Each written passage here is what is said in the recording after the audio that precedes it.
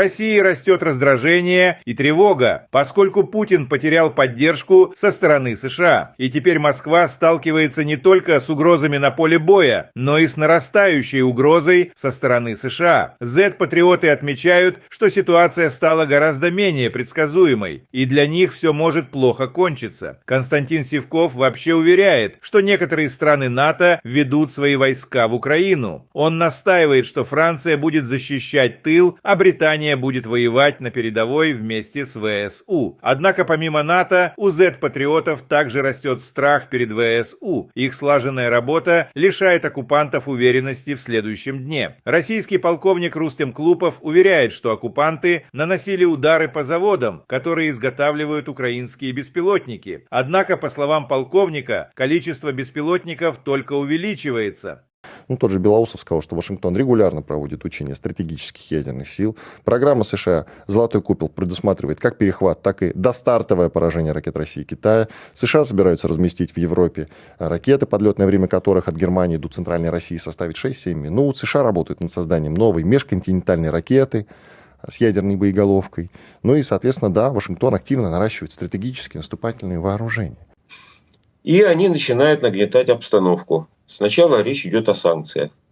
Учитывая, что европейцы открыто начали готовиться к вторжению на Украину и вступлению в войну, как минимум Франции и Британии, причем в Британии уже речь идет о войне в воздухе и на море.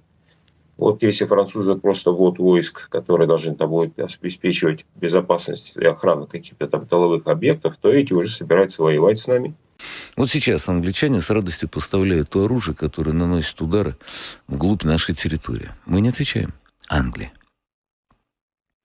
Считаю, что пока еще они не доползли до этой отметки, на мой взгляд, давно доползли. На мой взгляд, неядерный ответ вполне должен прилететь по тем заводам и по тем складам, где находится и производится оружие, предназначенное для отправки на Украину. Мне совершенно плевать, какой будет ответ со стороны Европы. Они что, пытаются ответ нанести удар по нам, но мы их уничтожим. Что, есть ощущение, что завтра ВСУ треснет? У меня нет такого ощущения. Но сетицентрическая война, принцип, который сейчас используется даже в линейной практике ведения боевых действий ВСВО, показывает, что разведки всегда недостаточно, информация противника всегда недостаточно. И необходимо об этом думать, совершенствовать. И на сегодняшний день прошло то романтическое время черного плаща и кинжала. Все делают дроны. Все меньше и меньше наших парней используются непосредственно разведчиков на передке или тем более на территории противника. Технические средства ведения разведки, начиная с космоса и заканчивая там всеми другими, перекрывают все способности человека. И опять возвращаемся к беспилотникам. Иногда, оценивая количество налетов на нашу территорию БПЛА противника, казалось, что и с учетом еще нанесения ударов наших по территории Украины, по местам производства этих беспилотников, иногда казалось, что они сходят на нет, они постепенно уменьшаются. Но, тем не менее, общие цифры за октябрь показали, что увеличение применения беспилотной авиации по территории России увеличилось почти на треть.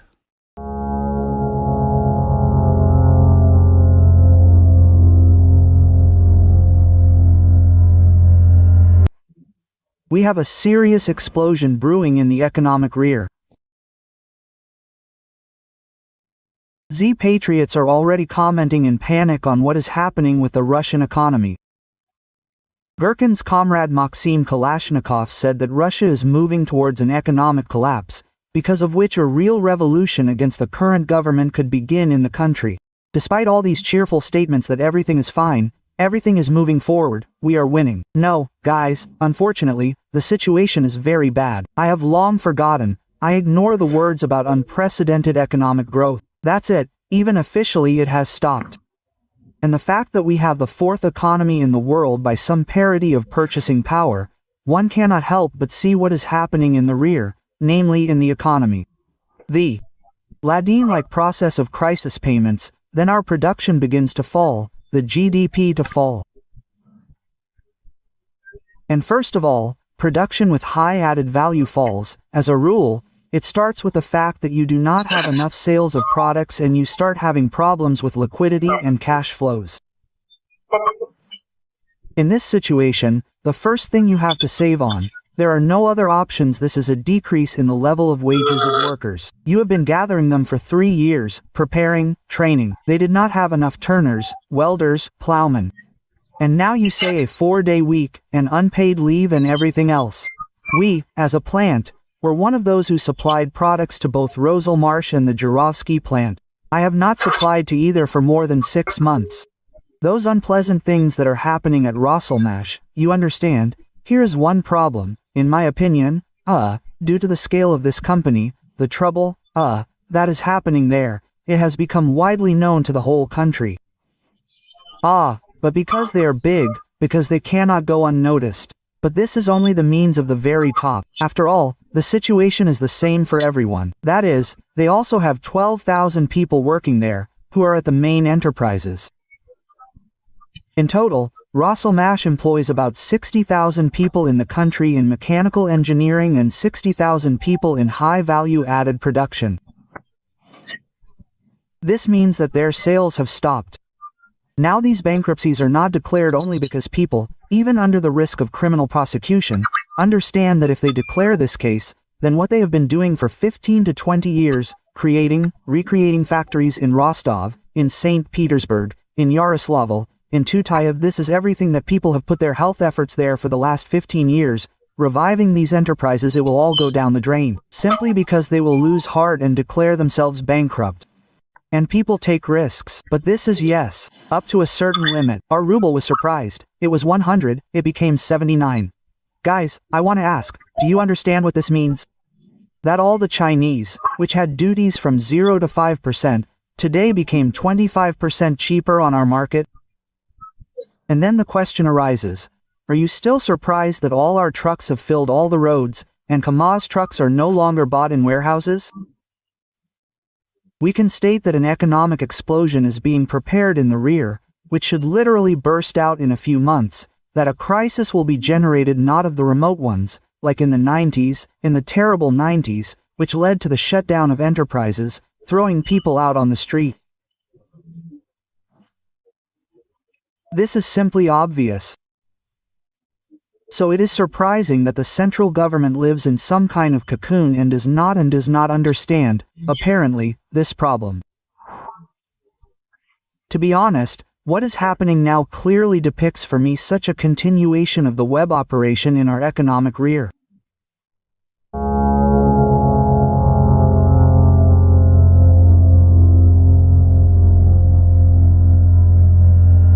Откровенно говоря, дефицит и нечем, особо крыть-то, в общем-то. Начала нарастать дыра, связанная со снижением дохода. Даже на кремлевском радио уже открыто признают, что санкции все же работают. Ситуация в экономике стремительно ухудшается. Цены на нефть падают, а деньги уходят на войну, которая не приносит результатов. Они признают, что денег в бюджете все меньше, и где их брать никто не знает. Консультант по экономике и технологиям Петр Заборцев признал в прямом эфире, что в бюджете образовалась дыра, которая связана с падением доходов. И одна из главных проблем России – это снижение цен на нефть. Ситуация действительно усложняется. Уже в начале года стало понятно, что федеральный бюджет в тех параметрах, которые он заложен в рамках закона в прошлом году на этот год, не исполняется, то есть в нем начала нарастать дыра, связанная со снижением дохода. Сейчас, когда динамика цен на нефть, от которой мы очень сильно зависит бюджет, показывает, что она намного ниже, чем та цена, которая заложена в бюджет, стало понятно, что доходов, особенно нефтегазовых, будет меньше. И меньше в текущем корректировке практически на четверть. Меньше этих доходов ожидается в этом году. То есть теперь из-за нехватки денег в бюджете в стране происходит сокращение расходов на все сферы жизни, которые даже не связаны с войной. Но на так называемую СВО правительство России сокращать расходы не планирует. То есть теперь вместо развития промышленности, образования и в целом благосостояния страны бюджет уходит на разрушение разрушение Украины и могилизацию собственного населения. В целом, я еще раз говорю, ситуация усложняется. Действительно, конъюнктура внешне не располагает. Можно ли говорить о том, что в перспективе возможно сокращение расходов бюджета? Дело в том, что, Иван, сокращение расходов бюджета уже идет. Оно идет уже несколько лет, оно связано с специальной военной операцией. Дело в том, что динамика расходов, она не сильно меняется, а вот доля, расходов на оборону, национальную оборону в ней резко растет. Это значит, что другие расходы сокращаются и перераспределяются, расходы в пользу обороны. То есть они прямо признают, что Путину важнее не развивать свою страну, а вести захватническую войну против другого государства, наращивая при этом российские кладбища. А дыру в бюджете закрыть просто нечем. Откровенно говоря, дефициты и нечем, особо крыть-то, в общем-то. То есть внешние займы закрыты, по большому счету. Внутренний займ – это в основном только сам у себя, потому что основа финансового сектора – это госбанки. Вот. А ликвидная часть фонда национального благосостояния, она потихонечку... То есть сам-то фонд, он нормальный еще, а вот ликвидная его часть в виде денег, она практически в 2 раза сократилась, 2,5 или с начала специальной военной операции, и вот сейчас она даже меньше, чем мы использовали в прошлом году. То есть, по словам эксперта, в их фонде национального благосостояния уже практически не осталось денег, и остаток там меньше, чем оттуда взяли в прошлом году, а это значит, что до конца года деньги полностью закончатся. Я думаю, что нам с вами, как обывателям, людям, которые участвуют в экономической жизни, куда, чувствительнее, чем эти бюджетные дрязги, будет в целом сокращение экономической динамики в этом году. Дело в том, что с учетом жесткой денежно-кредитной политики и нормализации, то есть, по большому счету, снижения расходов не на оборонные отрасли, мы можем увидеть в этом году торможение. Вот степень его резкости торможения экономики, то есть снижения экономической активности, она будет от сектора к сектору разной, но она будет. То есть понятно, что стройка просто уже резко тормозит, это все ясно. То есть получается, что из-за путинской войны государство больше не может тратить деньги на что-то полезное для населения, и в скором времени каждый житель России прочувствует это на себе. Расчеты минометов «Тюльпан» уничтожили очередной населенный пункт ВСУ. Российские вооруженные силы. Никаких ударов по городам. Ни по каким гражданским объектам. Ударов не наносят.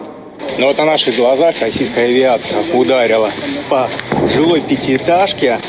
Сейчас горят верхние этажи здания. Россия вновь пытается оправдать массовый террор против гражданского населения Украины. Вражеские телеграм-каналы в очередной раз обвиняют украинскую ПВО в разрушениях жилых домов и гражданской инфраструктуры, которые на самом деле вызваны массированной ракетной и дроновой атакой со стороны России. В ночь на 17 июня российские войска запустили по территории Украины 440 беспилотников и 32 ракеты. Это один из наиболее масштабных ударов по Киеву и другим городам за все время полномасштабного вторжения. В частности, вражеская ракета разрушила целый подъезд жилого дома в столице. Ракета прошла через все этажи и аж до подвала. Подъезд дома просто сложился. Всего повреждены дома в 8 районах Киева. Российские военные преступники по приказу Путина били по Киеву кассетными боеприпасами, чтобы покалечить максимальное количество мирных людей. Уже более 100 человек с ранениями в больницах. Более 15 человек погибли. Оккупанты вновь пытаются переложить ответственность за собственные военные преступления на Украину, используя для этого информационные манипуляции и фейки. Каждый раз после попаданий в жилые дома Кремль запускает лживые нарративы, чтобы скрыть свою причастность к террору мирного населения. Это очередное доказательство того, что так называемая Россия воюет не только на поле боя, но и в информационном пространстве, пытаясь оправдать свои преступления ложью. Если вот стоит 5-этажный дом, то мы прицелились в подъезд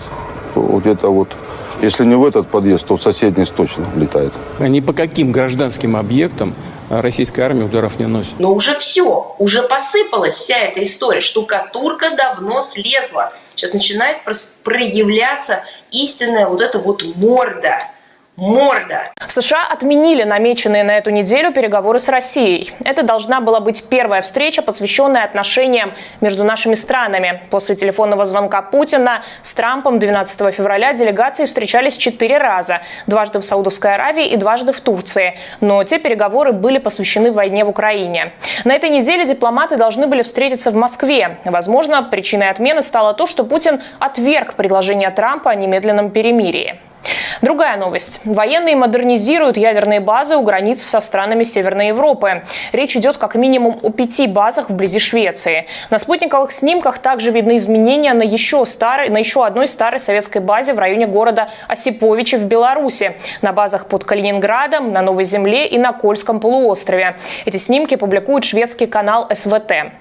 Латвия запретила въезд пропагандистке Екатерине Андреевой и актеру Павлу Прилучному, поддержавшему войну. Об этом рассказала министр иностранных дел Латвии Байба Браже. Как выяснили наши коллеги, расследователи ФБК, у Андреевой есть паспорта Черногории и Гондураса. Благодаря им она не просто путешествует по Европе, но и фактически живет там. А в Россию приезжает только чтобы рассказывать про загнивающий Запад и страшную русофобию. Довольно часто Андреева рассказывает конкретно про Латвию. Якобы там реабилитировали нацизм. Что, впрочем, не мешало ей регулярно ездить в эту страну. У нее там живут дочь с мужем и внучка. В Брянской области при авиаударе украинской армии погибли 2 срочников. Это произошло 13 июня около села Новая Погощ в 2 километрах от границы с Украиной. Всего погибших 3, 2 из них служили по призыву, еще 1 по контракту. 7 человек получили ранения, среди них 6 срочников. По подсчетам Медиазоны, за годы войны погибло 2400 военных в возрасте 18-20 лет. Большинство из них либо призывники, которых вынудили подписать контракт. Вот почему так важно не ходить в военкомат. Даже срочная служба сегодня – это прямая дорога на войну. В Ханты-Мансийском автономном округе в поселке Березово поставят вот такой памятник герою СВО за 5 миллионов рублей. Фигура около 2 метров из стеклопластика смотрит вперед с серьезным выражением лица. Это описание из технического задания. Поселок удаленный находится в 300 километрах от Салихарда. Там живут примерно 6500 человек. При этом туда не ведет ни одна дорога. Добраться можно с помощью авиации, водного транспорта или по зимнику. Местные жители уже 13 лет просят проложить дорогу, но денег на это, как обычно, нет. Но есть на такие статуи.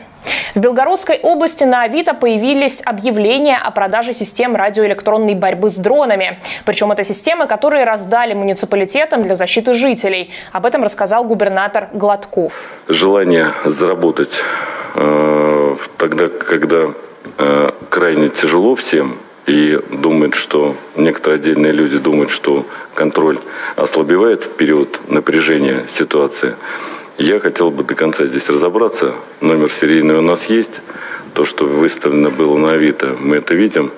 Вот, мне нужно визуальное подтверждение всех единиц, где они находятся. Белгородские власти потратили около 1 миллиарда рублей на систему защиты от беспилотников. И теперь стало понятно, почему они не справляются со своей задачей. Их просто воруют и продают. В Сочи бушует шторм с ливнями и градом. Непогода началась еще вчера. Затопило несколько районов города, реки вышли из берегов, а в горах выпал снег. Упавшие деревья повредили электрические сети, так что многие дома остались без света. Вода залила подвалы и парковки. Все городские пляжи закрыты для посещения. Городские службы перешли на усиленный круглосуточный режим работы. По прогнозам синоптиков, такая погода продлится до завтрашнего дня. Посмотрите видео от местных жителей. Река Ира вышла из берегов. Ира, смотри, тихо, бревно. Бревно, да, сейчас объедем. Тихо, тихо. Ирка сбушевалась, блин. Новость из Москвы. Суперджет авиакомпании «Азимут» при взлете потерял капот правого двигателя. Самолет летел из Внуково в Батуми, и при взлете у него оторвало несколько деталей. Двигатель оказался частично оголен. Экипажу об этом сообщил авиадиспетчер, и пилот принял решение вернуться в аэропорт. Самолет около часа кружил в зоне ожидания, чтобы выработать топливо, а потом благополучно приземлился. К счастью, никто не пострадал. Фрагменты капота нашли на взлетной полосе. Это уже не первый подобный инцидент с суперджетами этой авиакомпании. 2 года назад при вылете из Минеральных вод у другого самолета оторвались створки левого двигателя. Ну и вообще, после начала войны и санкций российские суперджеты часто попадают в новости из-за технических проблем. В 2024 году журналисты зафиксировали 102... Как могут спокойно ходить по земле русские люди, которые опозорили великую авиационную индустрию? Родина Антонова, Туполева, Сухого, Микояна, Гуревича. И вот сейчас появляется кто-то и говорит, что ну там сюда миллиарды, туда миллиарды. Не получилось. Дипломы аннулировать. Вы не авиационные инженеры, вы не конструкторы. Вы позор народа. Вы страну опозорили. Военкор Александр Коц всерьез напуган. Он сообщает, что в России не осталось безопасных мест. Украина может ударить в любой момент и куда угодно. Нет теперь безопасных мест. Я не знаю, что будет следующее. Удивительно, что критическое мышление проснулось лишь у Ходоренка и Коца, которые смогли сделать вывод, что российская военная инфраструктура – это законные цели. Что произошло у нас по всей стране с самолетами? Я вот честно скажу, я не склонен это квалифицировать как террористические акты. Мы все-таки воюем, у нас идет тяжелый затяжной конфликт. Он также додумался до того, что Украина способна проводить успешные операции, в то время как остальные зетники закрывают глаза на очевидные вещи и пытаются приписать наши достижения другим странам. Им очень не хочется признавать, что Россия напоролась на серьезного противника, который может дать им отпор. Я вот тоже не сторонник все валить на западные спецслужбы. У нас многие очень уважаемые авторитетные эксперты сегодня говорят, это не украинцы сделали, это там Ми-6, это Моссад, это ЦРУ. Слушайте, давайте не будем тоже из нашего противника, тяжелого противника, с которым мы воюем на земле, делать какую-то глупую обезьяну, которая сама без кураторов Ми-6 или Моссада ни на что не способна. Это не так. Украинцы очень изобретательны, очень хитры. Коц продолжает блистать умом. Понемногу до россиян начинает доходить, что они до сих пор не готовы защищать свою инфраструктуру от ударов. Вопросов очень много. Во-первых, мы оказались совсем не готовы к тому, что тыла нет. При вот этих технологиях вопрос применения FPV-дронов в глубоком тылу был вопросом времени. Вот, пожалуйста, это время настало. Военкор сообщил, что россияне начали замечать обещания укрыть российские аэродромы, которые не были выполнены. У нас сейчас достают ролики 21-го, по-моему, года, где у нас бывший руководитель Министерства обороны говорит, что началось строительство железобетонных укрытий на аэродромах. Где эти железобетонные укрытия? Полковник объяснил своим зрителям, что Россия не может ликвидировать ракеты, которые поставляются в Украину. Ой, я легко вам скажу, что надо делать. Эти заводы надо уничтожать. Хоп, и все. Кнопку нажал, баронец, ракета полетела, заводика нет, да? А почему же не уничтожаются? Ведь уже другие ракеты подвозили целыми эшелонами, караванами везли на Украину. И вы нас запытывали, баронец, не лезь по корягу, не виляй хвостом, говори, почему не уничтожаем. Я отвечал честно и прямо. Или не можем, или нет команды. Второе, мне кажется, смешным. Такого не бывает. Далее зетник объяснил, что российская разведка и близко не сравнится с украинской. Странно, что в России еще никто не догадался, что российские спецслужбы должны быть заняты раскрытием секретных операций, а не преследованием россиян за плохие высказывания в сторону Путина. Я чрезвычайно уважаю разведку. Я когда-нибудь поговорю, мы можем ее хвалить. Это доблестнейшие люди. Это в какой-то мере для меня разведка такая святая структура. Но ведь прокол уже вагон и маленькая тележка, да? Начинаешь с того, что как были просчитаны возможные результаты начала специальной военной операции, а потом дальше. А потом мы вдруг стали думать, чесать репу, что у нас нету разведывательных структур на территории Украины. Да. А тут, в России, как в шею бездомные собаки, этих вот самых разведчиков, завербованных специальной службой безпеки Украины. Это же правда. Ну, согласитесь, что тут Украина очень сильно постаралась, а теперь мы волосы на голове рвем. Говорят, пушки вместо масла – это плохо, а если ракеты вместо масла? Или история о том, как кончилось там масло дофига? Путин перестраивается на позиции Золотой Орды или хана Кучума. Ну, что тут скажешь?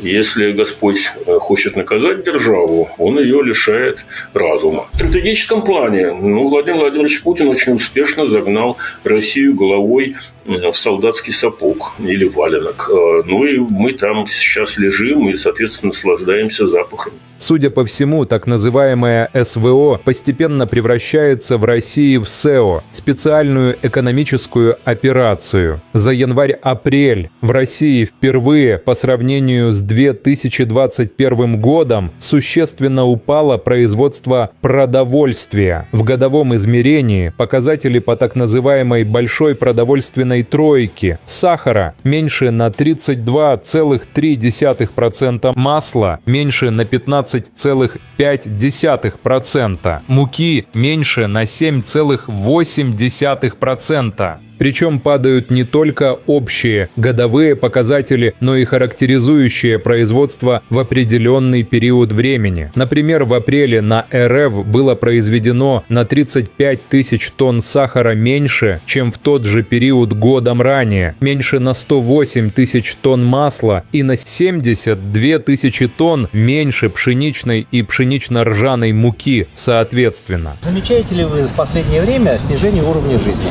Да, значительное снижение. Товары дороже, особенно продукты. А пенсия, извините, не очень растет. Все дорожает. Повышения нет, стоим на месте. Да все подорожало, особенно ЖКХ подорожало и продукт питания. Снижение, да, все 100% уровня жизни.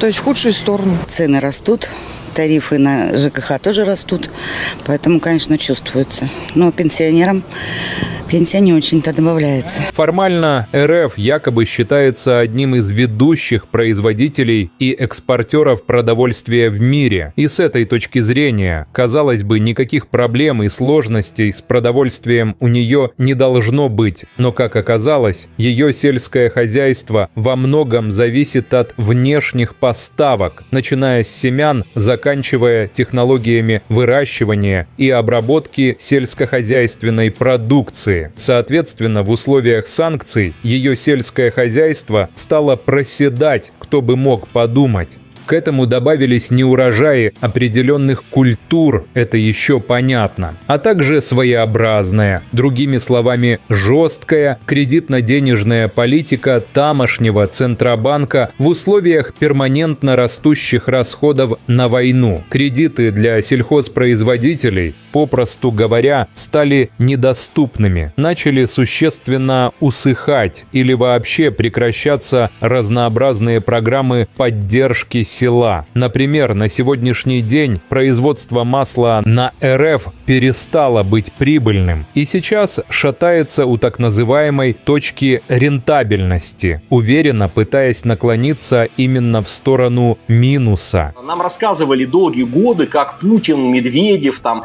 силовики с единороссами выгнали из России западные компании, концерны, значит, все эти там General Motors, там Hyundai, Honda, Mercedes, BMW, Caterpillar, все, что можно было, выгнали и спасли Россию от оккупации, там, от разбазаривания ресурсов. Вспомните, Путин еще в декабре на прямой линии рассказывал, что если бы он знал, что война будет длиться не 3 дня, а там 3 года, а пошел бы он этот шаг, И он сказал, что, конечно, бы пошел, потому что, скажем так, если бы не пошли на войну, то, соответственно, Россия бы там деградировала, утрачивала суверенитет и стала бы сырьевой колонией Запада. А вот теперь оказывается, что мы вот такую многоходовочку решили провернуть и обратно готовы, говорит, забирайте все, что хотите, все недра, только снимайте санкции, верните наши дворцы и замки, сделайте нас снова рукопожатными, чтобы нам не предъявляли за обнуление Конституции, там, узурпацию власти, фальсификацию выборов, политические репрессии. А как в деревне-то дела в целом обстоят? Что у вас производство-то есть какие? Никакого нет. Раньше был колхоз, был все распадался, ничего нет. Российское сельское хозяйство на подъеме. Животноводство все уничтожили под корень. Колхоз «Дружба» был, карьер, ПМК завод был. 10 лет назад я была лучше обеспечена, чем сейчас. Рыбу перестала покупать. Очень мало рыбы покупаю, потому что невыносимо дорого. 10 лет было получше, сейчас еще хуже. С каждым годом все хуже и хуже. Мясо меньше покупаем. В основном так макарон только едем, да картошку. Теперь раньше как-то на цены не обращаешь внимания больно-то, а теперь смотришь на цены. И что характерно, это все я не придумываю самостоятельно, а так пишут сами россияне. В данном случае наш бывший соотечественник, а отныне полурусский эдакий Игорь Дмитриев, бывший депутат Одесского горсовета, цитирующий официальные цифры Росстата. Даже боюсь представить себе, что там делается неофициально, так сказать, в реальности. Россия наконец-то догнала и перегнала Америку. Цены на многие продукты в Москве оказались существенно выше, чем в Нью-Йорке. Просто сравните эти цифры.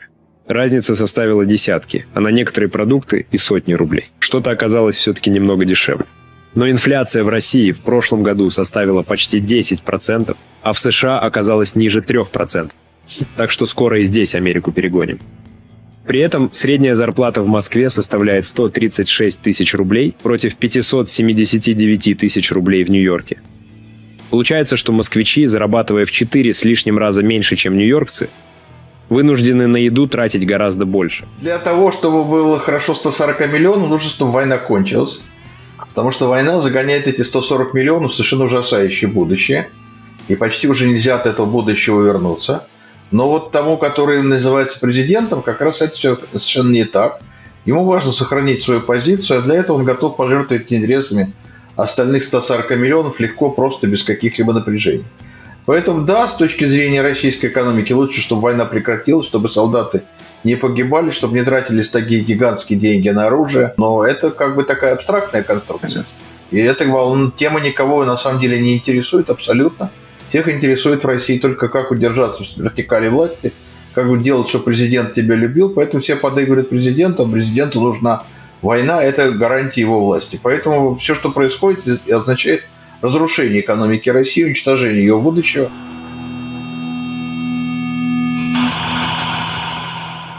В 80 лет летает Ан-2, а заменить его не могут. И в апреле 25 года с УЗГА подписан контракт на доработку опытных образцов. А проблемы с конструкцией устраняются. Директор СИБНЕ Владимир Барсук подтвердил, что проект не замораживает, но сертификация может затянуться.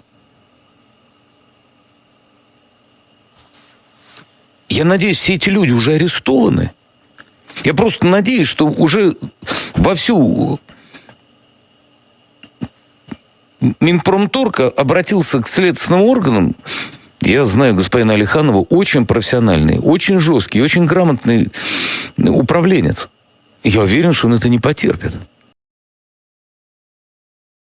Полковник Михаил Тимошенко открыто заявил: у России нет денег даже на восстановление городов, которые она сама же сравняла с землей. В качестве примера он привел Мариуполь, якобы восстановленный, но на деле лишь картинка для телевидения. Разбирая иллюзии Z-патриотов, Тимошенко делает вывод: все, к чему прикасается Россия, в итоге обращается в руины, будь то чужая территория или собственная страна. Экономисты подтверждают: Россия теряет колоссальные доходы от нефти и газа, а людям придется готовиться к тяжелым временам. Военблогер Максим Калашников заявляет прямо: все разговоры о том, что все идет по плану, ложь. Даже сторонники войны признают, Россия катится к краху. Об этом же говорит и Баглаев. В стране снижают зарплаты, а народ, как будто в спячке, продолжает твердить, что их все устраивает. Вот Мариуполь как.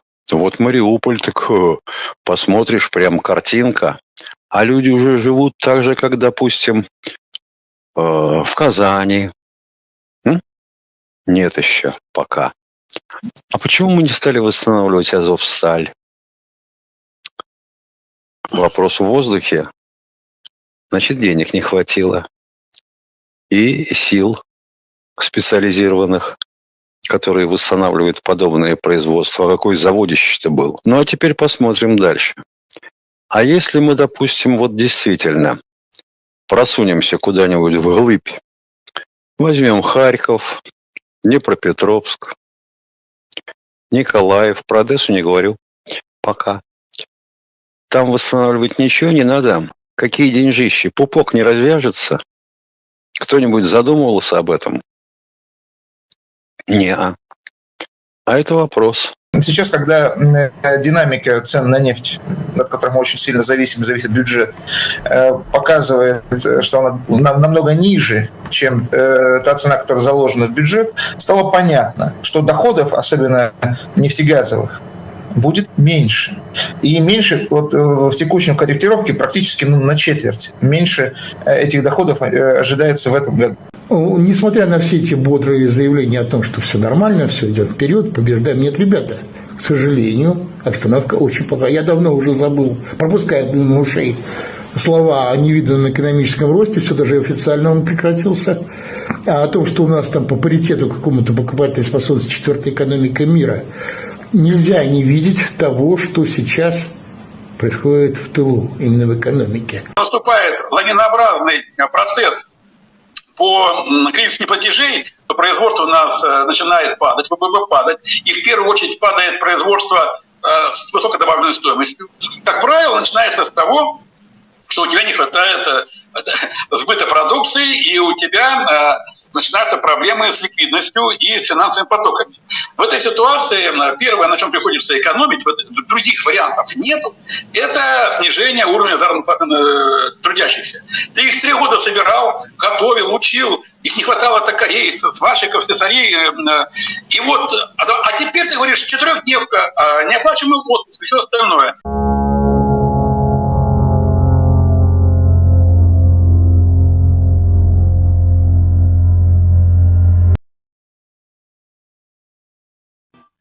They say guns instead of butter are bad.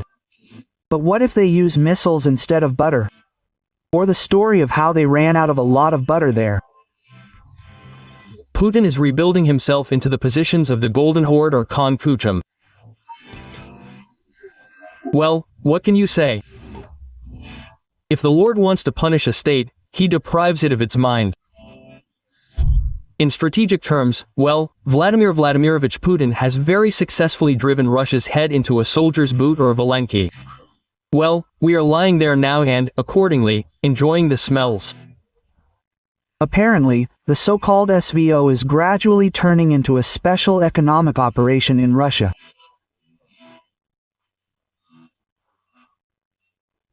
In January to April, food production in Russia fell significantly for the first time compared to 2021. In annual terms, the indicators for the so-called Big Food 3 are 32.3% lower for sugar, 15.5% lower for butter, and 7.8% lower for flour.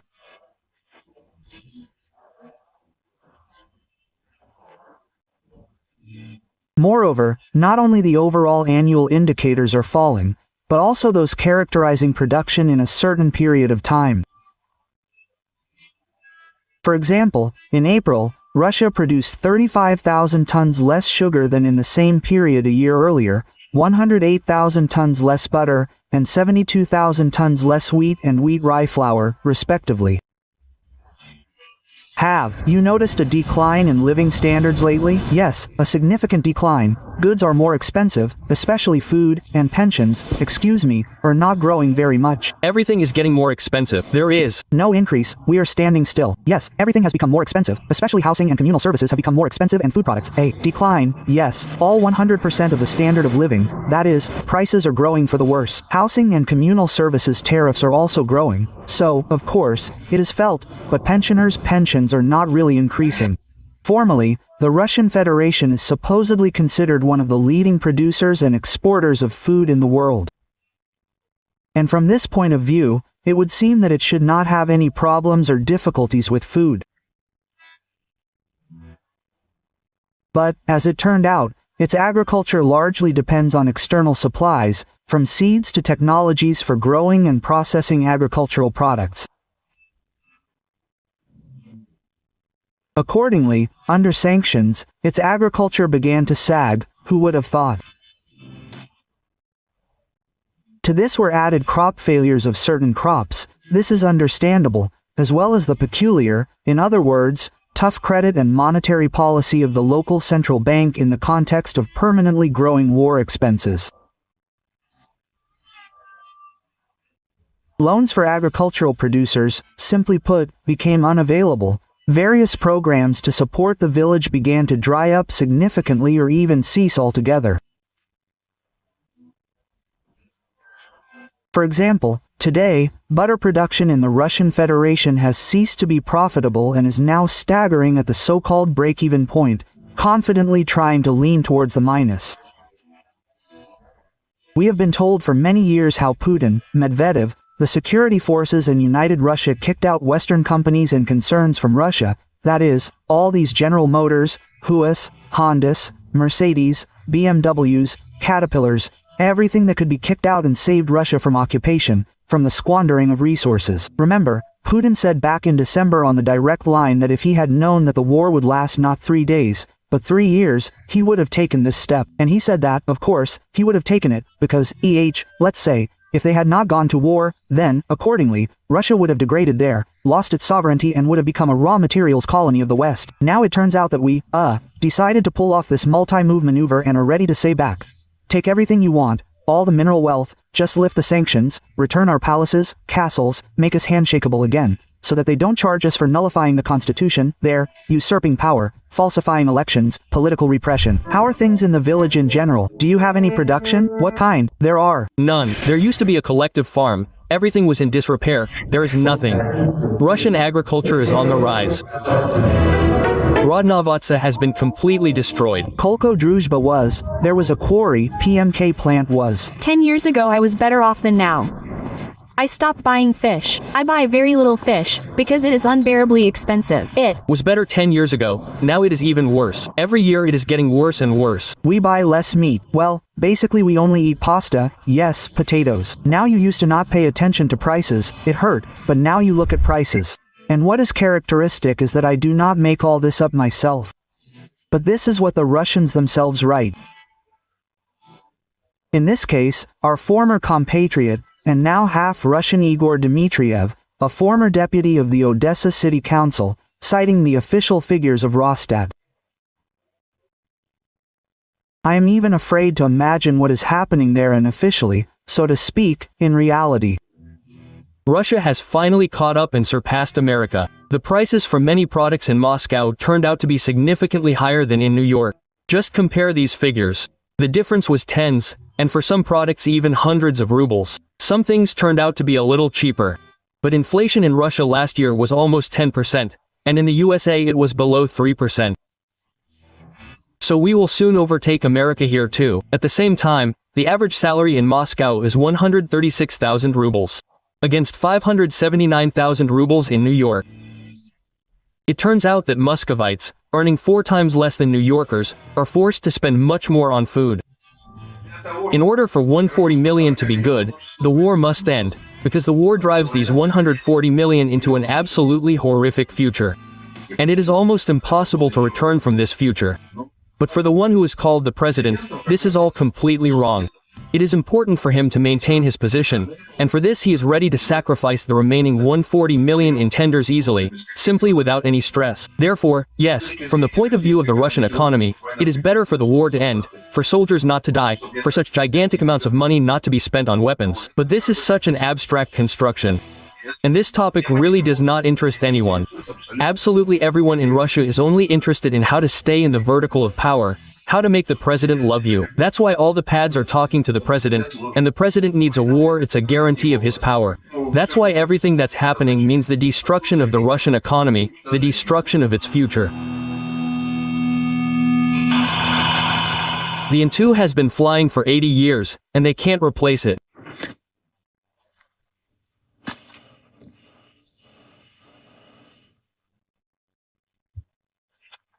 And in April of 25, a contract was signed with UZGA to refine the prototypes, and the design problems are being eliminated.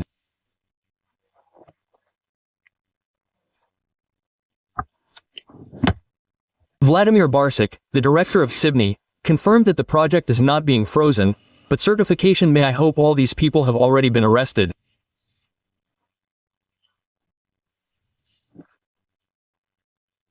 I just hope that the Ministry of Industry and Trade has already turned to the investigative bodies with all its might. I know Mr. Alekin. A very professional, very tough, very competent manager. I am sure that he will not tolerate this. Alarming and unexpectedly frank statements are increasingly being heard on Russian television. It was acknowledged on air that Donald Trump has not fulfilled a single key promise during his entire presidency. Moreover, it is now being openly stated that Europe is allegedly rapidly preparing for war with Russia, and the blockade of Kaliningrad is a very real scenario. Increased military spending, strengthening borders, and the deployment of new NATO forces along Russian borders are being discussed. Politician Vitaly Sarukhanov directly stated that, despite the change of power in the United States, Washington continues to actively help Ukraine, from supplying weapons to transferring intelligence, which is why hopes for improving relations with the new American administration have been completely destroyed. What do you think will happen next? But are there really any optimists in this studio who believe that America will not extend this military aid package or will not allocate a new one, in general, will abandon Ukraine and will not help it? Well, does anyone really think so? Are there really such brave people? Nevertheless, all the intelligence that Ukraine receives today, it receives from those same Western partners. They have not cut anything back there radically. That is, and all the same, it is still a factor in their opposition to Russia. Therefore, there is no need, again, to put on rose-colored glasses here and assume that the Americans really think so. Yes, they do not. Moreover, Trump really looks confused lately. He looks like a man who has really promised a lot, taken on a lot. I agree that he is far from a stupid person, that he really is that same New York broker who proved to all of America that he can do anything, at least within the framework of America. Well, can he act on the scale that he is talking about today, global? Because we see the Palestinian conflict, the incident, it is not being resolved. The situation with Israel has not moved anywhere, neither to the right nor to the left. Obas will not let me lie with Iran. The same thing, we are meeting in the wrong place. That is, it turns out that from all of his declared public, these popular Canada, he annexed together with Greenland. Annexed today than with sausages Tulimi did not fulfill a single promise Doval du convol to the end. You do not understand. This is already a question every time he says to me there is something to do, we will do something else. Weeks. Lately in the studios of state propaganda there is increasing panic. All attention is now focused on Kaliningrad, which, according to their version, may end up in isolation. Roman, there is a really frightening moment in this whole story. Trumptoboxum, he is somewhere there for us beyond the Atlantic, and the move is poor. We will always come to an agreement with him. Moreover, there is this positive track today internal. Yes, we communicate with them. This is not the stubborn Biden administration, but there is another monkey with a grenade, which is arming, arming and arming. These are the Europeans. They really are going to fight us at least by 2030, because you can see how they are rearming, what budgets they are laying down, how their economy is gradually getting on a war footing. And what is most characteristic, here, at least as I see it, they are developing new ideologems, completely Astribian. Remember, I was saying that someday we will remember old Lady Merkel with affection or kind shudder. And we thought that Scholz, well, that's it, That's the bottom of European politics, there's nowhere further to go. And then from somewhere at the bottom there was a knock. Mers appeared with some kind of foamy drink, said, "Hold my mug." That is, these are not politicians, these are not managers, these are some kind of would-be managers who cannot be trusted with just a cart, you know, from a supermarket. The rhetoric has changed. Those who were recently called weak European managers are now described as determined and dangerous rivals. And after 3 years of war, this is the main question heard on the air. What to do next? I understand all this perfectly well, but these grief-stricken managers, who you can't trust with a cart, one works as NATO Secretary General, another works as Chancellor of Germany, a third works as Prime Minister of Great Britain, a fourth works as President of France, the fifth is sitting it out overseas, working as President of the USA. And what to do with all this now? Here, Roman, is the big question. What will all this lead to? I am still worried, and my colleagues have rightly noted, that a certain military crisis in the Baltic is brewing, that they are already still latently, threatening us that our ships will not pass through there, and so on, that the blockade of Kaliningrad is real, of course, and our officials are talking about this. The question is, how far will this monkey with a grenade go? What should we do? Because we don't want to fight. But the question is that, it seems, we are not being left with a choice. The same as from yours. Remember, right? We were simply forced to start this operation. This is a quote from the president. There are no safe places now. I don't know what will happen next. A difficult protracted conflict with a very serious enemy. Russian television continues to admire Operation Spider's Web and is no longer embarrassed to admit that it was a complete failure for them. Military correspondent Alexander Kotso said that the strikes on their airfields cannot be called terrorist attacks. After all, they are military targets. What happened to our planes all over the country? I'll be honest, I'm not inclined to classify this as terrorist attacks. We are at war after all. We are in a difficult protracted conflict with a very serious enemy. Well, I'm not talking about the collective West now, I'm talking about Ukrainians in their pure form, and because they are a very dangerous, cunning, inventive and insidious enemy. Now, it turns out, it's not only the West that is a serious and dangerous enemy, but Ukrainians in their pure form. If at the beginning of a full-scale invasion they had been told that they would publicly acknowledge the professionalism of the Ukrainian special services and would suffer such losses,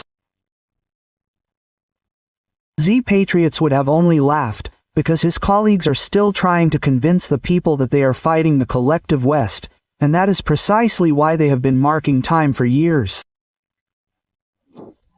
We are fighting NATO, you are ignorant, Nazis. But Kotz admitted that all this is a lie, and they cannot cope with the Ukrainian armed forces. I'm also not a supporter of blaming everything on Western special services. Today, many of our highly respected authoritative experts say, it was not the Ukrainians who did this, it was Misha there, it was the SAT, it was the CIA. Listen, let's not, make our enemy, a serious enemy with whom we are fighting on Earth, some kind of stupid monkey that is incapable of anything without the curators Misha or Masad. This is not true. Ukrainians are very inventive, very cunning, as I have already said. That is, now Russian war correspondents themselves admit that their propaganda brazenly lies and underestimates the enemy's forces, calling Ukraine a puppet of the West, which is not capable of anything without their help. Some planes that we no longer make, well, such as the Tu-95, for example, yes, the idea itself, the execution itself, it seems to me, is purely Ukrainian. I would still say that this is sabotage, not a terrorist attack, because we are at war and they attacked military airfields, not civilian ones. What happened in the execution?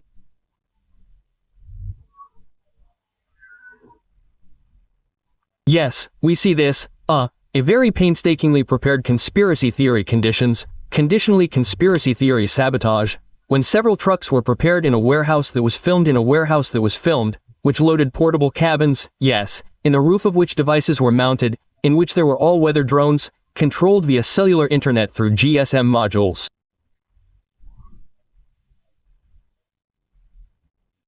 There are a lot of questions. First of all, well, we were not at all ready for the fact that there is no rear with these technologies. The question of using PV drones in the deep rear, well, it was a matter of time. Here you go, that time has come. That is, according to the Kremlin war correspondent, as a result of Putin's wise decisions, Russia no longer has a rear, and there are no safe places left in the country. After all, Ukraine can reach anywhere and hit targets thousands of kilometers from the border. The question that we have also been discussing, but I don't know for how many years. The question of protecting our aircraft at airfields. The question of physical protection. We are now getting videos from, I think, 2021, where our former head of the Ministry of Defense says that the construction of reinforced concrete shelters at airfields has begun. Where these reinforced concrete shelters are, is unclear. There are no safe places now. I don't know what will happen next. Maybe there will be a submarine base in Kamchatka, nuclear, or in Vedivo, yes, in the Northern Fleet. That's it, anything. Or launches or checkpoints of our strategic nuclear forces there. I don't know what will happen next. Again, a question about the work of agents, when such, well, a whole organization, yes, a conspiratorial one, operates in Russia. Why hasn't it been exposed? Of course, there are many questions about this. The operation is developing successfully in strict accordance with the pre-approved plans. There are no losses in the Russian armed forces. In Russia, the income of funeral companies has increased sharply. In January to April 2025, they earned almost 40 billion rubles, which is 13% more than in the same period last year. At the same time, the greatest income was received by funeral organizations in St. Petersburg. In the Moscow region, the total income of specialized companies also increased by 13% to 3 billion rubles. In the Krasnodar territory by 12% to almost 2 billion rubles. In Tatarstan by 16% to 1.1 billion rubles. What happened? Why is all this happening? According to Rosstat, almost 663,000 people died in January to April, which is 4.5% more than in the same period last year. Also, according to Rosstat, in April, compared to April 2024, the production of a coffin went up in price by 9%, and a grave by 15%. At the same time, against the background of a significant increase in the price of funeral services, Russians began to cut back on the cost of burying relatives. In October to December 2024, traditional funerals cost an average of 25,000. 1, 2, 3, hooray! Hooray! Hooray! This year, there has been a noticeable increase in demand for cardboard coffins, which can be bought for 1.00 rubles versus 8,000 for a wooden one. Sellers claim that cardboard coffins can withstand a load of up to 150 kilograms and completely decompose in the ground within 6 months. They are like wooden ones in several decades. They also burn out faster during cremation. Hammer, hammer, hammer. And we, I am sure, will achieve the result we need. And they are simply transferring us to meat. Yes, it is generally just useless. The guys were told like this. Landing a forest belt, he says. Well, if you get to the Ukrainian stronghold, we checked all the drones there. It seems there are none. He says, I wish all SVSNs to attend Kobzone's concert. The whole country, in principle, the unity of the country rests on 3 pillars. These are TV, the central bank and the FSB. Do you understand? That is, as if propaganda financing of the regions from the center of Russia and this, well, as if a real puppet vertical, such a semi-invisible one consisting of forests, where each appointee to any position has a deputy in uniform. First, all the money is taken and then, handed out from the master's shoulder. And this model exists and was implemented precisely for this purpose, to make the regions dependent on the central government and suppress any thoughts of separatism.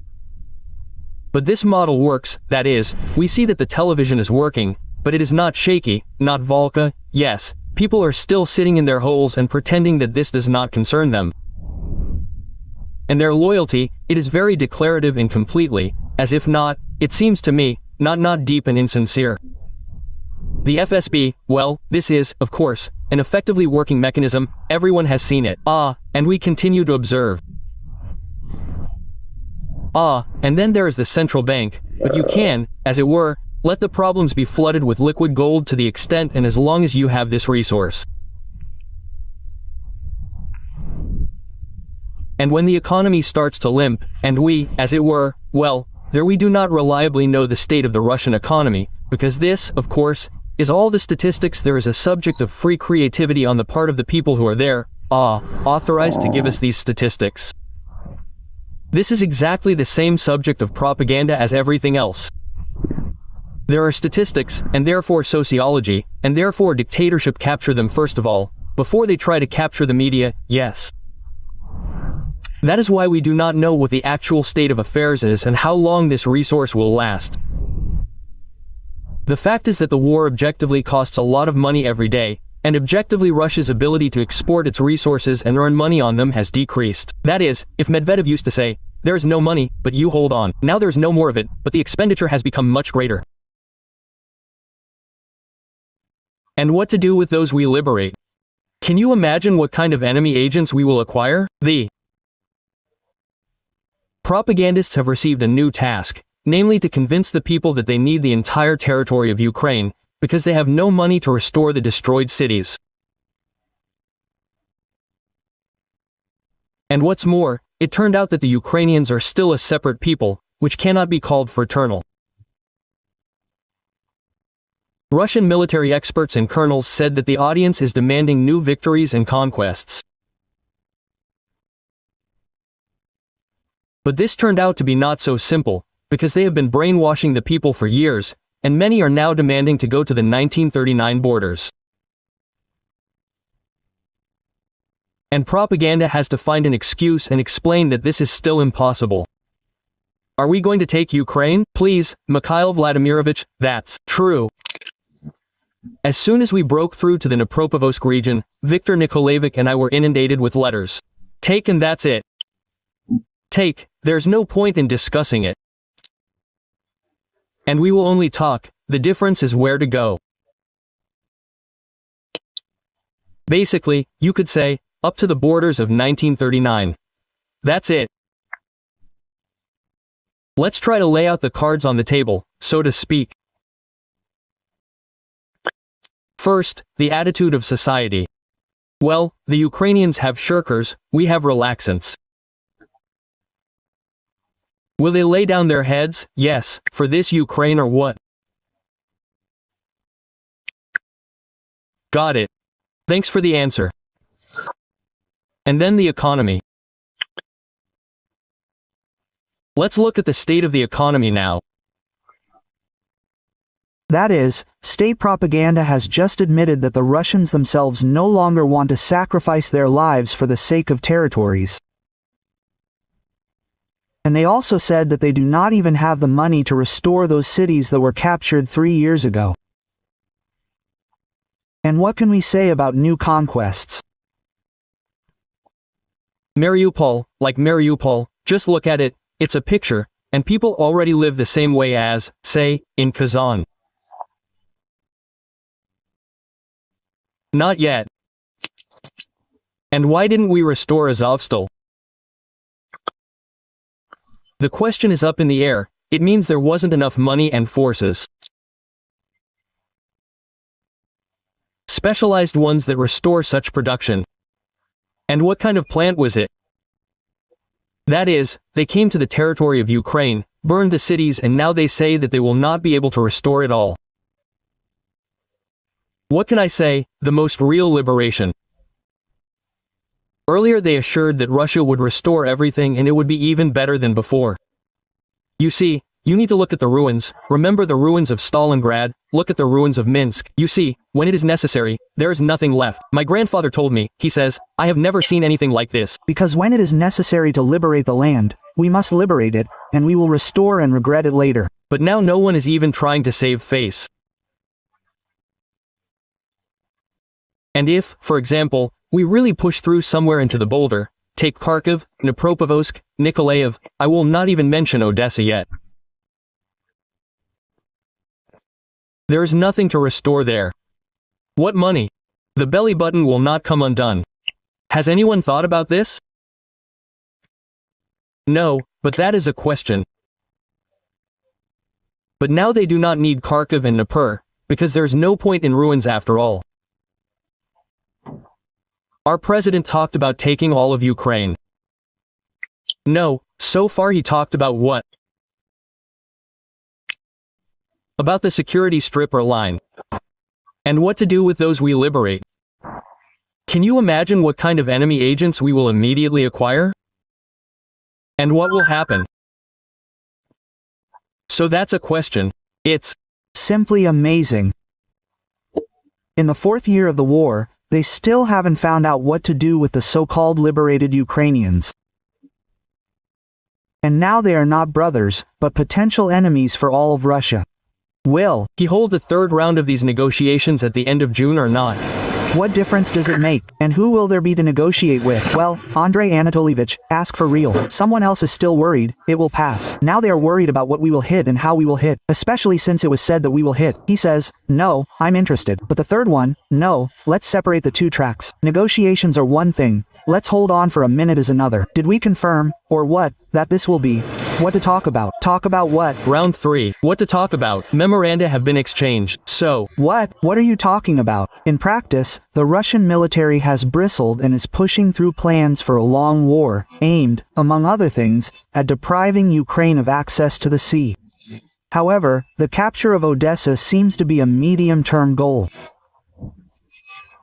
At the current stage, Putin is focused on terrorizing Ukrainian cities throughout the entire depth of the country's territory, as well as organizing an offensive to capture parts of the Sumy and Kharkiv regions, even in the form of territories completely destroyed in terms of infrastructure and depopulated in demographic terms.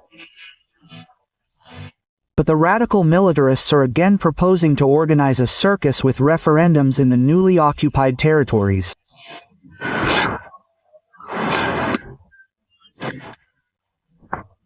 Was the assertion of one of our negotiators that if 4 new Russian regions are not recognized right now in the near future, then next time there will be 6 regions.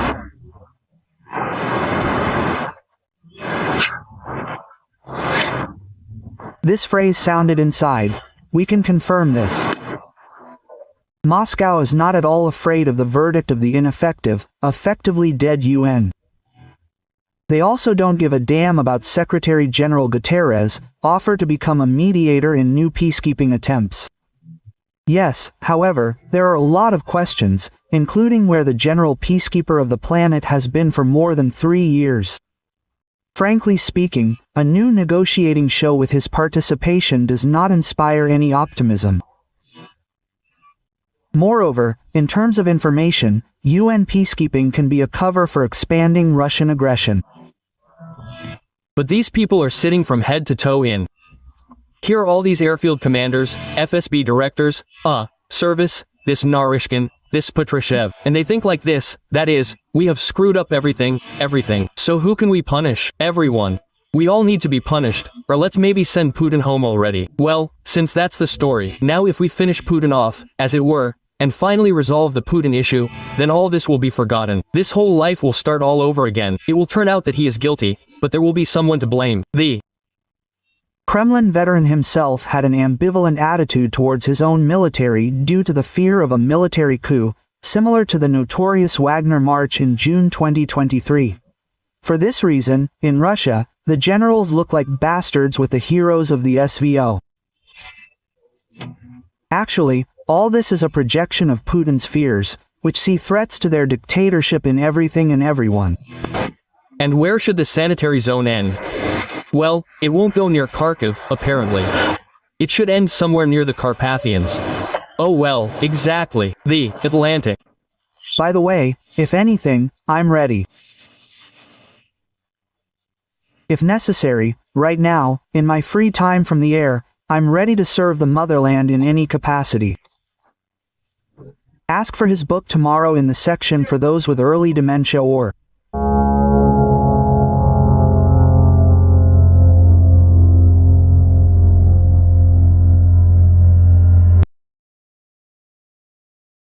Chaos broke out in the studio after Sarukhanov's question. Does anyone really hope that aid to Ukraine will be cancelled? What do you think will happen next? Are there really any optimists in this studio who think that America will not extend this military aid package or provide a new one? In general, will abandon Ukraine and not help it? Does anyone really think so? Are there any such ideas? Yes, please. Is it really possible that Boris is just wondering what kind of aid there will be? You are absolutely right. Sarukhanov tried to convince everyone that aid to Ukraine will not stop. After all, the US still provides intelligence data, and no one will even think of cutting this aid. Nevertheless, I remind you, the HIMARS fly reconnaissance. The data is still being loaded into these HIMARS, into these installations, by those very same NATO guys who are either on vacation or with some special assignment in the territory of the SVO, or they were fired yesterday with some retroactive effect, and so on. But nevertheless, all the intelligence that Ukraine receives today, it receives from those very same Western partners. They have not radically reduced anything there. That is, and still this is a factor in their opposition to Russia. Therefore, there is no need, again, to put on rose-colored glasses here. Earlier, propagandists were shouting that Ukraine alone would not be enough for them, that they need to seize all of Europe, and now they are beginning to understand that in more than 3 years they have not achieved their main goal.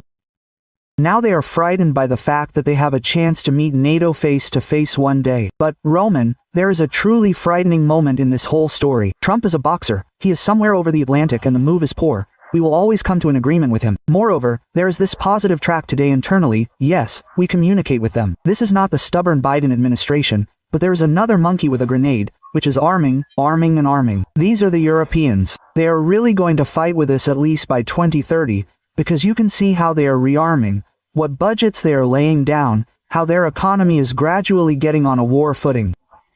Bobbian made it clear to Sarukhanov that he should not underestimate and try to ridicule the leaders of NATO countries.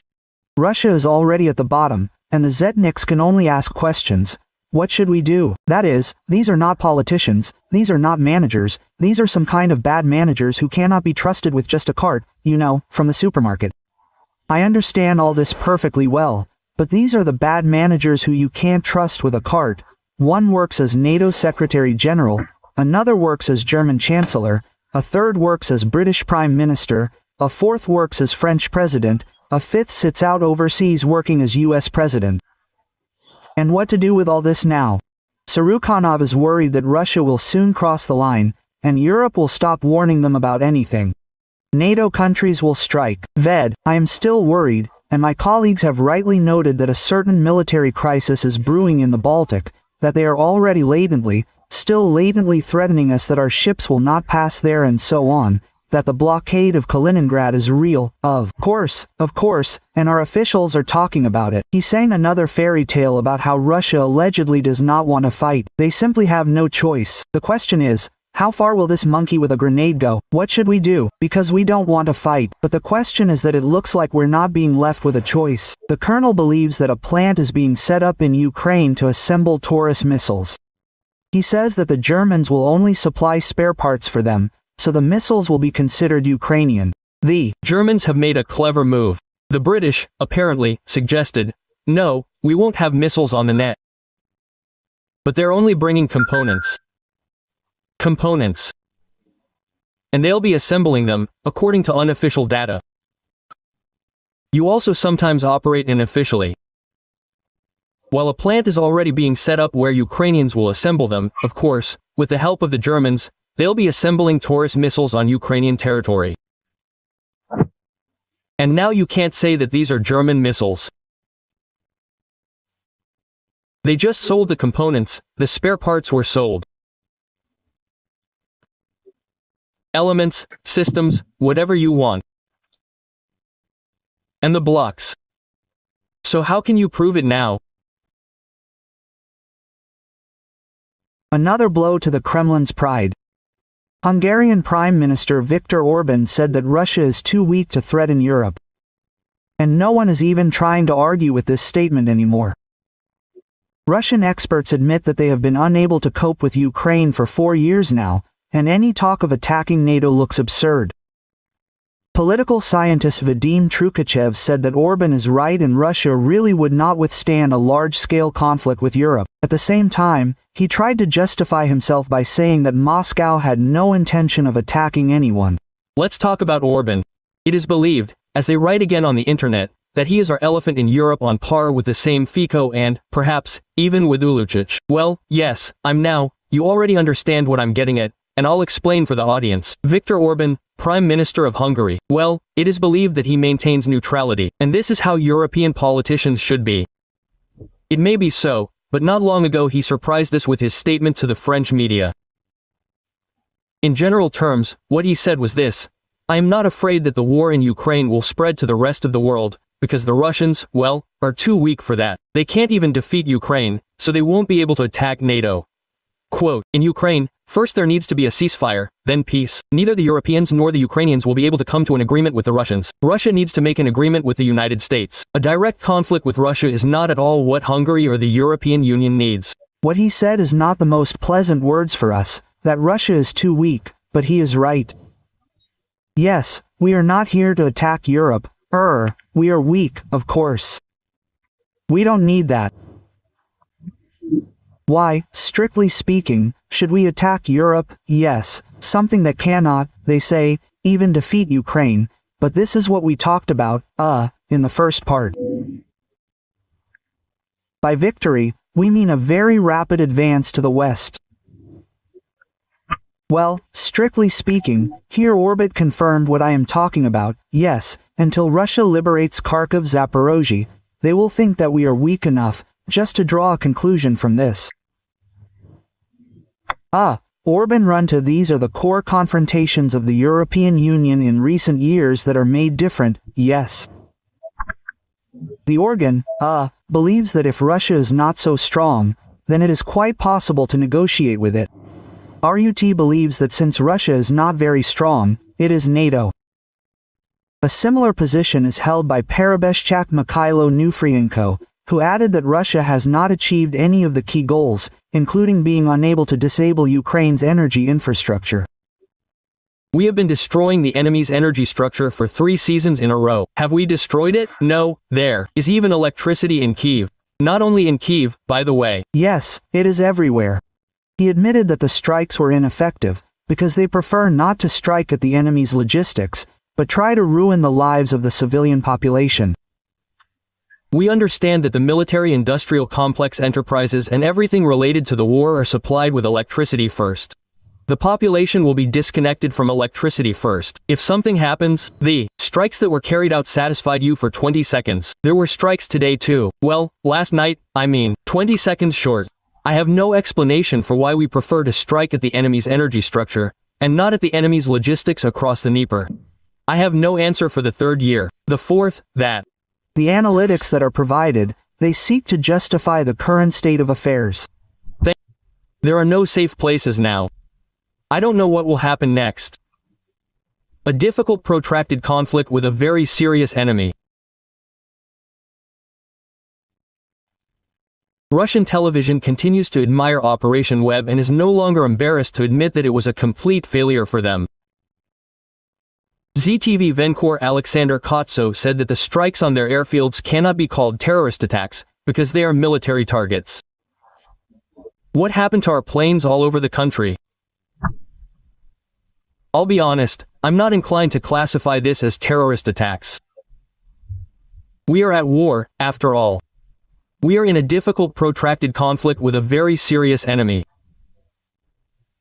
I'm not talking about the collective West now, I'm talking about the Ukrainians in their pure form, but because they are a very dangerous, cunning, inventive and insidious enemy.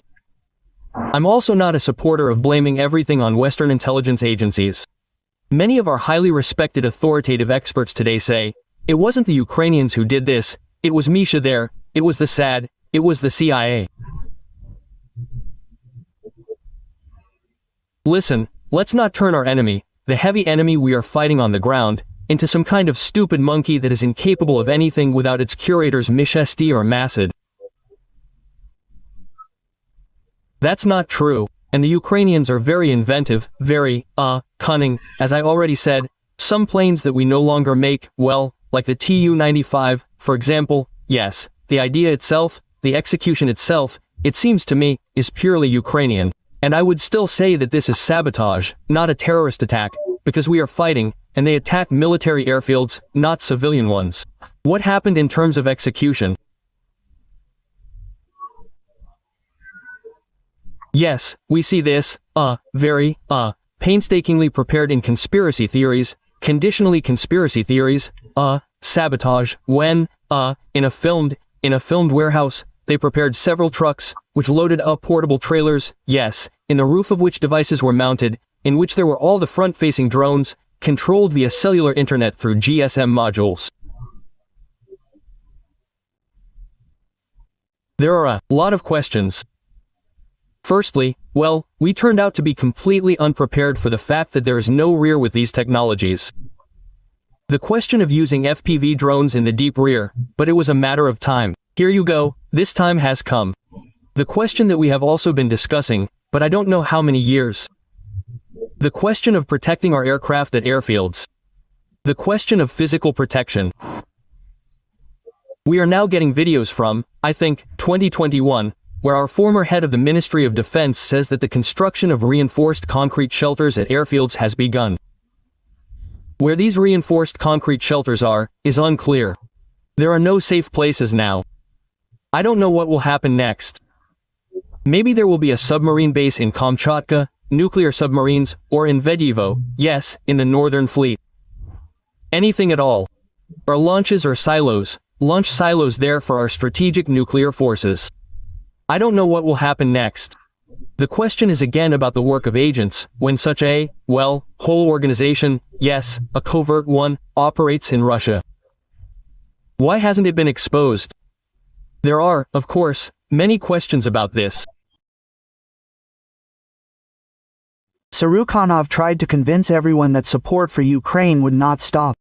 The US continues to share intelligence data. Previously, propagandists claimed that Ukraine alone was not enough for them, they needed all of Europe. Now, having realized that they have not achieved their goals in more than 3 years, they are frightened by the prospect of a direct clash with NATO. Babian reminded Surukhanov that laughing at the leaders of NATO countries is stupid. Russia is at a dead end, and the Zetniks are left with only questions about what to do now. Surukhanov is worried that Russia may cross the line, after which Europe will stop warning and launch a surprise attack.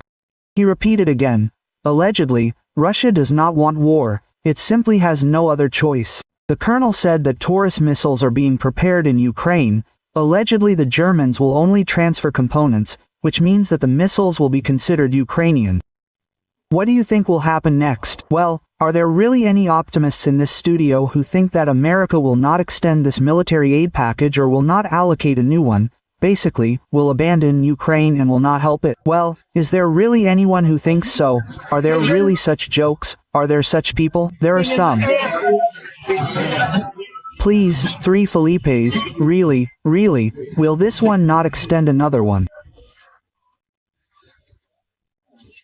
Nevertheless, let me remind you, intelligence data is still flying. These very same NATO guys are loading these installations into these HIMARS. Today, they are on the territory where the joint operation is being conducted, either on vacation, or with some special assignment, or they were fired yesterday retroactively, and so on. But nevertheless, all the intelligence data that Ukraine receives today, it receives from those very same Western partners.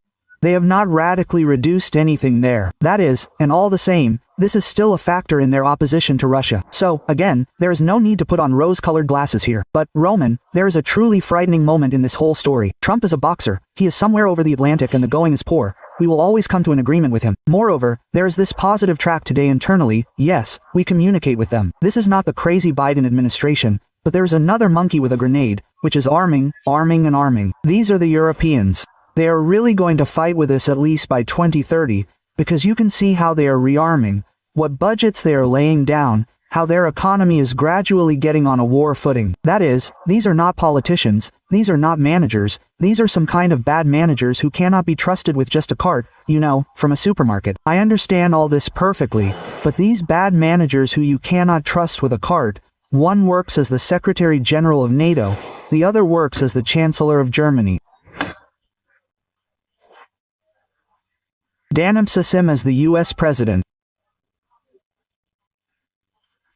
And what to do with all this now? Here, Roman, is the big question. Where will all this lead? I am still worried, and my colleagues have rightly noted, that a certain military crisis in the Baltic is brewing, that they are already still latently threatening us that our ships will not pass through there and so on, that the blockade of Kaliningrad is real, of course, and our officials are talking about this. The question is, how far will this monkey with a grenade go? What should we do? Because we don't want to fight, but the question is that, it seems, we are not being left with a choice. The Germans went for a cunning move. The British, apparently, suggested, no, we will not send missiles to Ukraine. No, they are only transporting components. And they will assemble this for now according to unofficial data. You also sometimes operate unofficially. While a plant is already being created, where Ukrainians will assemble, of course, with the help of the Germans, they will assemble Tauruses on the territory of Ukraine. And now it is impossible to say that these are German missiles. They simply sold, component parts, spare parts were sold, elements, systems, whatever you want. Well, and blocks. Well, how now? How will you prove it? And what to do with those we free? Can you imagine what kind of enemy agents we will acquire? This has never happened before. Russian radio suddenly announced that they do not need to seize Ukraine after all. After so many years, it is obvious to everyone that Russia does not have the strength to achieve its goals. Because of this, propagandists received a new task, namely, to convince the people that they need the entire territory of Ukraine, because they do not have the money to restore the destroyed cities. Russian military experts and colonels said that viewers are demanding new victories and conquests. But this turned out to be not so simple, because they have been brainwashing the people for years, and many are now demanding to go to the borders of 1939. And propaganda has to find an excuse and explain that this is still impossible. Are we going to take Ukraine? Please, Mikhail Vladimirovich, that is true. As soon as we broke through to the Dnipropetrovsk region, Viktor Nikolaevich and I were inundated with letters. Take and that's it, there's no point in arguing here. And we'll just talk, the difference is where to go. Basically, you could say, to the borders of 1939. That's it. Let's try to lay out the cards on the table, so to speak.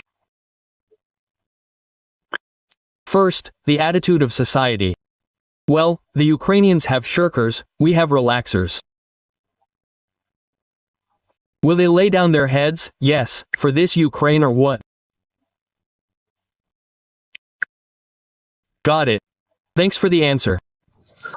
And then the economy. Let's see what state the economy is in now. That is, state propaganda has just admitted that the Russians themselves no longer want to sacrifice their lives for the sake of territories. And they also said that they don't even have the money to restore the cities that were captured 3 years ago. And what can we say about new conquests? Mariupol. Like Mariupol, when you look at it, it's like a picture. And people already live the same way as, say, in Kazan. Not yet. And why didn't we restore Azovstal? It's up in the air. It means there wasn't enough money and specialized forces that restore such production. And what kind of plant was it? That is, they came to the territory of Ukraine, burned the cities, and now they say that they won't be able to restore all of this. What can I say? A real liberation. Earlier, they assured that Russia would restore everything and it would be even better than before. Come on, you have to look at the ruins. Remember the ruins of Stalingrad, look at the ruins of Minsk, you understand, when it is necessary, there is nothing left. My grandfather told me, he says, have never seen anything like this, because when it is necessary to liberate the land, we must liberate it, and we will restore and regret it later. But now no one is even trying to save face. And if, for example, we really push through somewhere into the boulder, take Kharkiv, Dnipropetrovsk, Nikolaev, I won't even mention Odessa yet. There is nothing to restore there. What money? The belly button will not come undone. Has anyone thought about this?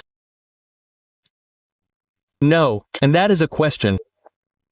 But now they don't need Kharkiv and Dnieper. After all, there is no point in leaving the ruins. Our president said that we need to take all of Ukraine. He hasn't said what yet.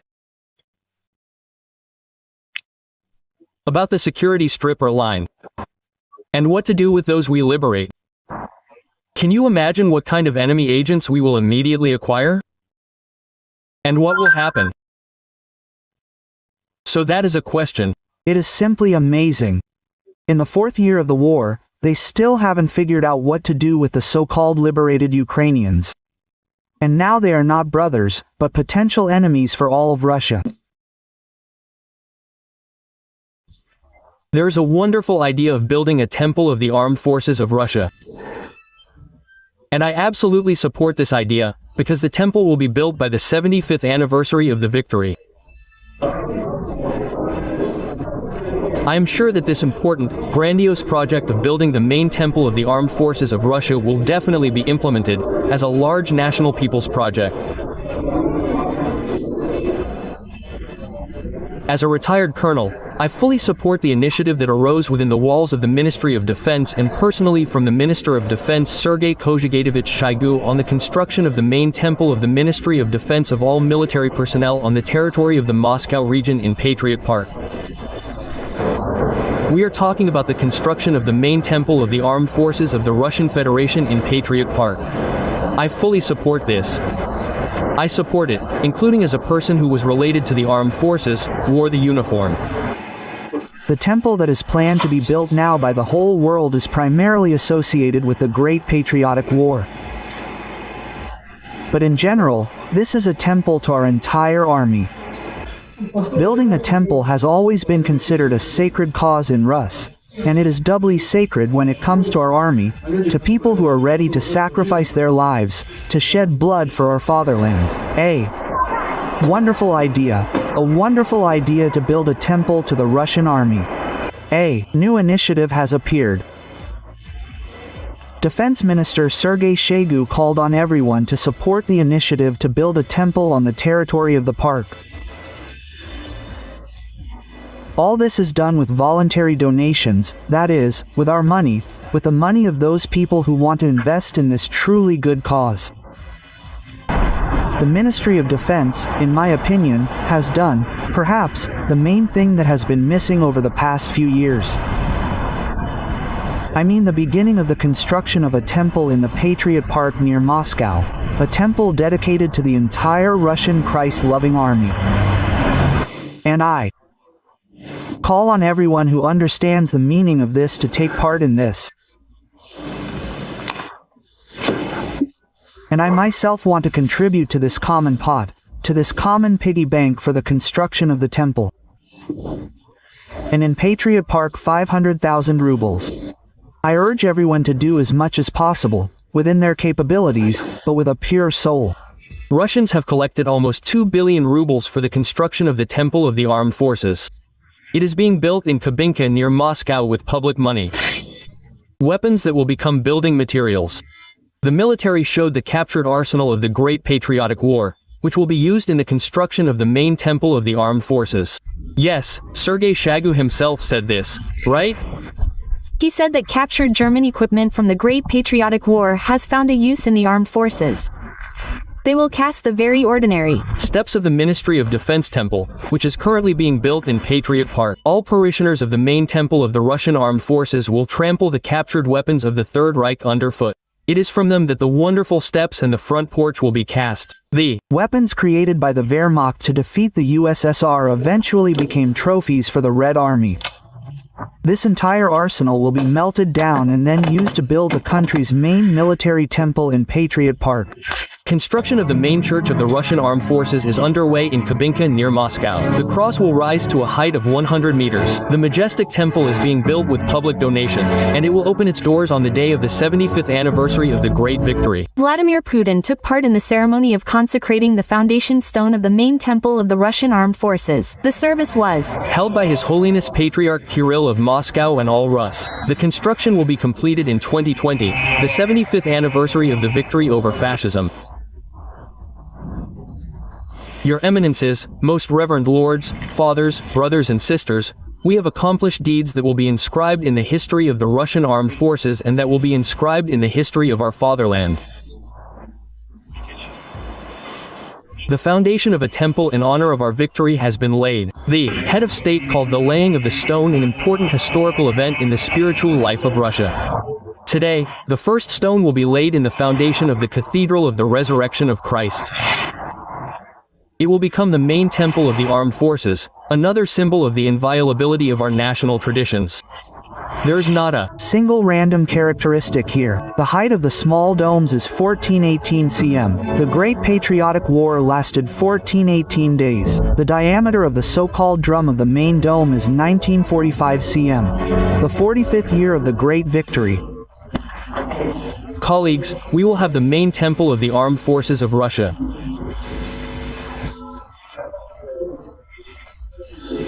I hope, colleagues, by the 75th anniversary of the victory in the Great Patriotic War, we will complete this construction, and we will have the main temple of the armed forces of Russia.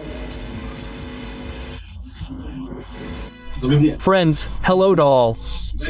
Осенью еще рассказывал, что наш главнокомандующий, министр нападения Сергей.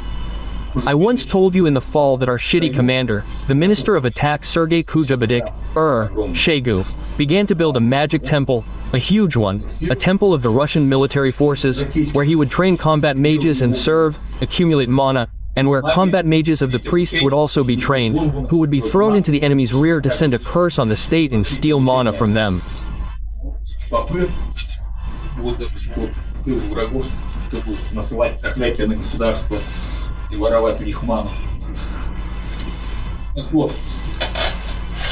So, some details about this magical structure, the Universal Temple of the Russian Federation, have surfaced.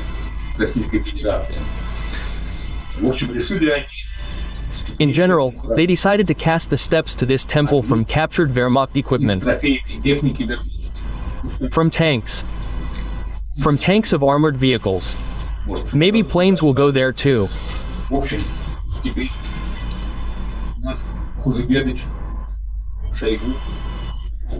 In general, now our Kujabadich Sergei Shegu has issued an order to all his combat mages to go to museums, to villages, to forests, to collect Wehrmacht equipment, to transport it to the Ural Mountains to a smelter, where this equipment will be melted down, and steps for the Universal Temple of the Russian Armed Forces will be cast from it for combat mages.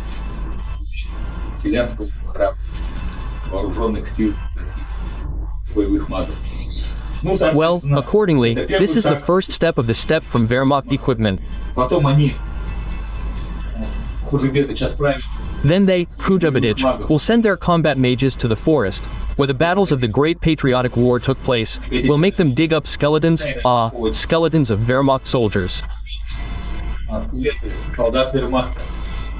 These bones, skeletons of Wehrmacht soldiers, they want to cover the floor with, well, like parquet.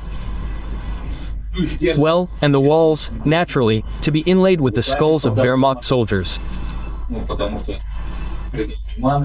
Well, because this gives mana, gives fighting spirit to our Orthodox, there are none there, who are bringing the Russian world to Syria. That's it. Well, and for complete patriotism, I would suggest hanging a plaque with the U.S. national debt in the temple, well, on the main wall above the icons. The American national debt threatens the entire world economy. These are the words of Vladimir Putin at the summit on air. The Russian leader gives a press conference and many questions are devoted to solving global financial problems. Look at the national debt of the United States. It is higher than the country's GDP has already become. This is generally a very alarming thing. This is an alarming signal. And because everyone knows that the US national debt directly adds plus 100 to patriotism and fighting spirit. And you immediately want to give everyone the Russian world, put wooden toilets everywhere and crush all the geese and apples. Well, Polish, there, rotten European ones, yes, in which there is a troublemaker gene, which is. An Orthodox Russian person should not under any circumstances, because you can become infected with the troublemaker theory and Russophobia. Russophobia is our main enemy. Perhaps the main change of this year was Russophobia, spreading to the world from America like an infectious disease. Russophobia, in fact, is a weapon that is used.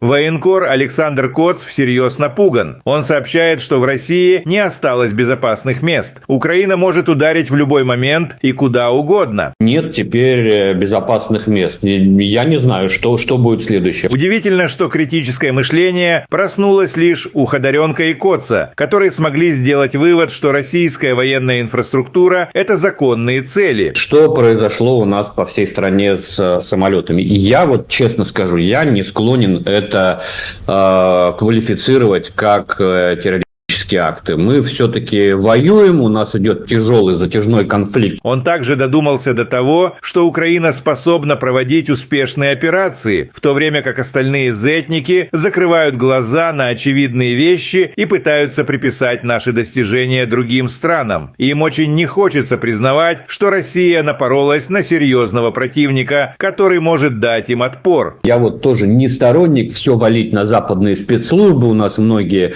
очень уважаемые авторитетные эксперты сегодня говорят, это не украинцы сделали, это там Ми-6, это Моссад, это ЦРУ. Слушайте, давайте не будем тоже из нашего противника, тяжелого противника, с которым мы воюем на земле, делать какую-то глупую обезьяну, которая сама без кураторов Ми-6 или Моссада ни на что не способна. Это не так.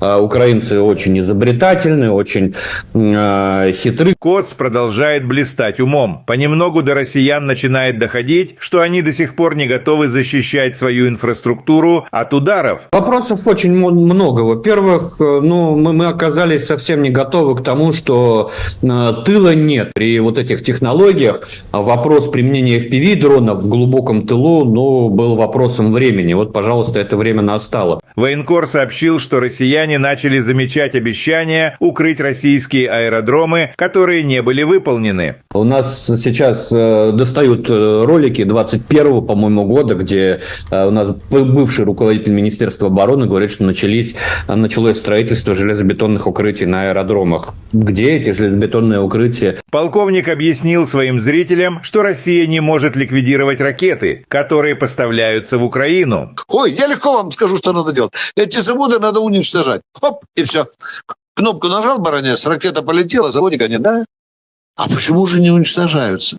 Ведь уже другие ракеты подвозили целыми эшелонами, караванами везли на Украину. И вы нас запытывали, баронец, не лезь по корягу, не виляй хвостом, говори, почему не уничтожаем. Я отвечал честно и прямо. Или не можем, или нет команды. Второе, мне кажется, смешным. Такого не бывает. Далее зетник объяснил, что российская разведка и близко не сравнится с украинской. Странно, что в России еще никто не догадался, что российские спецслужбы должны быть заняты раскрытием секретных операций, а не преследованием россиян за плохие высказывания в сторону Путина. Я чрезвычайно уважаю разведку. Я когда-нибудь поговорю, мы можем ее хвалить. Это доблестнейшие люди. Это в какой-то мере для меня разведка такая святая структура. Но ведь прокол уже вагон и маленькая тележка, да? Начинаешь с того, что как были просчитаны возможные результаты начала специальной военной операции, а потом дальше. А потом мы вдруг стали думать, чесать репу, что у нас нету разведывательных структур на территории Украины. Да. А тут, в России, как в шею бездомной собаки, этих вот самых разведчиков, завербованных специальной службой безпеки Украины. Это же правда. Ну, согласитесь, что тут Украина очень сильно постаралась, а теперь мы волосы на голове рвем. Соловьев заявил, что в России до сих пор отсутствует эффективная система противовоздушной обороны. Его возмущает тот факт, что массовые группы дронов беспрепятственно долетают до Москвы. Военный эксперт подтвердил, что в стране почти не осталось ракет и установок. Их попросту не хватает для защиты такой огромной территории. Возникает закономерный вопрос. Зачем Россия стремится захватывать новые земли, если не в состоянии обеспечить безопасность даже собственной столицы? Тем временем Соловьев продолжает искать виновных и, по всей видимости, снова требует жестких мер. Военблогер Евгений Гольман также выражает недовольство, заявляя, что на фронт направляют неисправную технику, которая не приносит никакой пользы. С критикой выступает и Калашников. По его словам, завод «Артем» продолжает работу даже после 6 ударов, а сами удары он считает бессмысленными. Он сомневается, что Россия вообще способна точно попасть в цель. Но меня вот что удивляет, знаешь, Андрей Александрович, меня удивляет, когда я смотрю, как мы каждый раз там страдаем от их налетов вглубь нашей территории и не делаем элементарных выводов. И для того, чтобы долететь куда-то, они должны пролететь большое количество там областей. То есть, все же понятно. Неужели сложно тихо и спокойно выставить систему, позволяющую сбивать, знаешь, там, первую область ближнюю пролетели, там, 10% сбили, еще 10%, еще 10%. То есть, уничтожать по мере продвижения. Не говорить, ой, над нами пролетели. То есть, делать эшелонированную, разумную систему. Плюс, сколько мы будем еще делать вид, что лазеры не существует? Израильтяне вовсю уже работают, там, сбивают БПЛА лазерами. Китай там предлагает все технологии. Мы, пионеры в вопросах лазеров. Где эти установки у нас? Где? Владимир Владимирович, а мы находимся в дефиците средств поражения противовоздушных, как в ракетах, так, собственно, и в установках. Это реальная проблема. Территория у нас очень большая, обширная. И, к сожалению, западные спутники военные, которые предоставляют карту радиолокационного покрытия, особенно в военных диапазонах, там назовем, они позволяют определить свободные зоны от наших комплексов ПВО, где можно проскочить. И, собственно, из-за этого строится маршрут. А как могут быть зоны свободные? Что мешает делать ПВО подвижным? Оно и есть подвижно, оно постоянно перемещается, мы постоянно его меняем, да, и находим, и делаем так называемые засады, то есть на местах движения выставляем, но, к сожалению, я говорю, они доуточняют эту обстановку. Поэтому какие-то комплексы маскируются и не включаются в этот момент, когда идет проход. Какие-то начинают работать, то есть, условно, только дежурные какие-то средства, какие-то работают. Знаешь, Саш, я, честно говоря, в бешенстве. Я когда читаю пропаганду о том, что они в очередной раз нанесли удар по какому-нибудь нашему объекту в глубине, я вспоминаю твои посты на эту тему. Сколько лет мы об этом говорим? Кто вообще отвечает за общую систему ПВО в стране? Элементарные вещи. Там несколько тысяч километров летит эта хрень.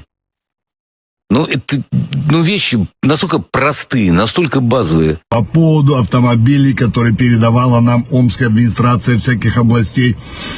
Ребята, не позорьтесь, вы за все это время передали только эту тачку, которую мы даже ремонтировать не стали, потому что она уже столько сама не стоит. На самом деле мы устали ремонтировать это говно, ведра с болтами. Я знаю глав администрации, которые по 5-7 автомобилей передают в месяц, но это не Омская область. Поэтому заберите свое говно и жуйте его дальше сами, позорники, блядь. А то придумали, где, куда вы ее дели, да вон она стоит, блядь. Никому не нужна. Сообщает о том, что бьют по заводу Артема.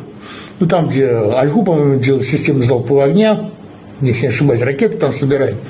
На моей памяти, по-моему, 6-й удар по заводу Артема. И как мы с вами подтверждали в прошлой передаче, да, в одной из прошлых передач, так заводы не вводятся в строй. Видите, он работает. Для того, чтобы вывести завод на полгода, помните, мы показывали, нужно несколько десятков уложить, несколько десятков крупных боеприпасов в определенном порядке. Как во время войны бомбили, да, туда не было крылатых ракет. И это уже не случилось. Ну и что толк? Вот по Артему выступили в очередной раз. Я могу предсказать, что он будет снова, так сказать, возобновить свою работу. Что это за странное возмездие? Почему оно, как говорится, мимо цели фактически? У каждой страны есть центральный, там, национальный банк и прочее, прочее.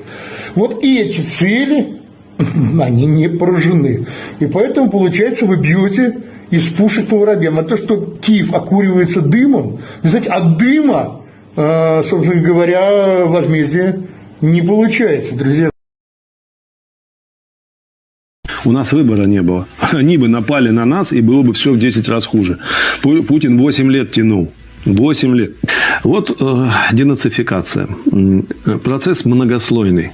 Я вообще сразу скажу, что в этом смысле мое мнение абсолютно радикальное. Я считаю, что даже само понятие «Украина» не должно существовать в будущем.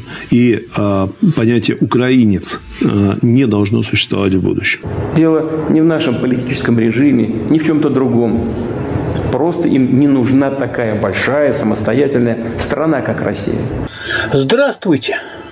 Ну, как всем известно, в конце февраля 2022 года в Россию прилетел такой черный лебедь, который черный лебедь, что ж ты вьешься над моей головой. То есть, если так называются некоторые непредусмотренные неожиданности, которые разворачивают весь ход вещей в черт знает какую сторону, то у нас нет. И лебедь был заботливо выращен в инкубаторе, и в черный цвет его красили кисточками специально отряженные люди. И полетел он, так сказать, вслед за предводителем стерхов. Так что это лебедь какой надо, лебедь. И вот летит он, милые мои. Вот что началось сейчас? Вот сегодня идет, то есть совершенно слово «нормальный» язык отказывается произносить «война». И появляются мнения, а вот вы знаете, когда она закончится победой, то все будет отлично, потому что мы опять соединимся по-братски, ну если не все, то почти все, конечно, с Украиной, с Белоруссией. И вот будем строить новый СССР. Ну, может быть, не такой социализм, как был, но мы возьмем все лучшее, а худшее не возьмем, и все будет прекрасно. Опа, и тут становится понятно, зачем и откуда у нас Николай Николаевич Платошкин, который левой рукой за социализм и СССР, а правой рукой за войну. Зачем у нас Спицын, который, да, конечно, железные когорты вслед за знаменами со Сталиным, и Андрей Фурсов, который во многом ведь хороший историк. Но взгляды, что касается сталинизма, социализма и СССР, ребята, вдруг все как-то проявляется. И вот эти мысли, что все будет хорошо, да. Всем привет от Михаила Евграфовича Салтыкова-Щедрина. Все-таки человек был государственный, губернаторские функции понимал. И даже находились горячие умы, предрекавшие расцвет искусств под присмотром квартальных надзирателей. Так что все будет хорошо. И у нас что будет? Опять границы, железный занавес по этим границам, цензура, единомыслие. Ну, житье будет, конечно, скудноватое. Мы импортозаменим, своим чужое уже заменяли. И вот за этим самым железным занавесом радостно. И тогда начинают возникать какие-то возражения насчет фашизма. Но про фашизм мы еще погодим, про фашизм, потому что мы поговорим про перспективы. 2 слова про наши лучезарные перспективы. Отмечалось, что ежели России не помогла нефть по $100, потому что все равно все разворовывалось, все вывозилось, плитками мастилась Москва за годом год ежегодно, а в результате больниц делалось меньше, школьные программы скудные, ну и так далее, то, похоже, уже ничего не поможет. Вы понимаете, если мы взглянем, вы знаете, вот маленькая выборка, простите за маленькую выборку. Вот страны, площадь в квадратных километрах. Россия 17 миллионов 125 тысяч. То есть осталось почти все от Советского Союза, который был 21 миллион с чем-то, но Российская империя достигала 22, там, понимаете, Финляндия, Польша отвалилась, 17 миллионов 125, понимаете, тысяч, да вы что? Вот, а Америка 9 миллионов 525, Китай 9 миллионов 599 тысяч километров. То есть Россия по площади в 2 раза почти больше хоть Америки, хоть Китая, и хоть она практически равна им обоим вместе взятым. То есть земли у нас дофига. По численности населения на этой земле у нас немного хуже. И продолжает делаться еще хуже. Потому что если в Китае на своей земле, цифры округлены, 1 400 000 000 человек. Америка 333, допустим, миллиона человек. Россия 146 миллионов. Это мы считаем как бы официально. И получается, что население России в 10 раз меньше китайского или в 2,5 раза меньше американского. Это уже некоторые трудности в конкуренции. При этом плотность населения, то есть то, что называлось в Третьем Рейхе, простите, жизненное пространство. Для понятности, чтобы было где жить, где селиться потомкам, которых станет больше, где хозяйствовать. Вот в Китае на квадратный километр 140 человек, в Америке 32 человека, а в России 8,5 человек на квадратный километр. И Россия по площади населения, то есть по плотности, здесь правильно сказать, по редкости населения, или по плотности, занимает в мире 180-е место из 194 государств. То есть Россия заселена очень редко на своей огромной площади. Это означает, народу мало, есть куда размножаться, не размножается, уменьшается. А что касается замечательной деятельности экономической, то вот вам ВВП. Причем в этот ВВП мы всчитываем что? И нефть, и газ, и титан, и алюминий, и все сырье на свете. И получается, тем не менее, что у Китая ВВП 25 триллионов долларов годовых, в Америке 21 триллион, в России 4 триллиона. Это получается во сколько? В 6 раз меньше китайского, да? И доля от мирового ВВП в Китае 18,5%, в Америке 16%, в России 3%. То есть здесь очень трудно быть супердержавой. То есть, понимаете ли, вот если по площади, то запросто, а по всему остальному, а вот что касается научной мысли, которая не дремлет. Подается заявок на патенты. Это, по-моему, на 2020 год. В Китае это было 1 330 000 заявок в год, или 40% от всех мировых. Китай, то есть это Китай. Америка 522 000 заявок на патенты в год, или 16%. Россия 29 000, или 0,9%. Это получается в 45 раз меньше, чем в Китае, или почти в 20 раз меньше, чем в Америке. Вы о чем говорите? Это с такими данными будем строить социализм, а это нефть была, я повторяю, по $100, и сколько газ стоил, и сколько все остальное, и все это все прекрасно знают. Все это не внушает никаких радужных перспектив. То есть, понимаете, берите вы с собой социализм, капитализм, модернизм, архаизм, еще что-нибудь. Не получается, вы понимаете, не получается.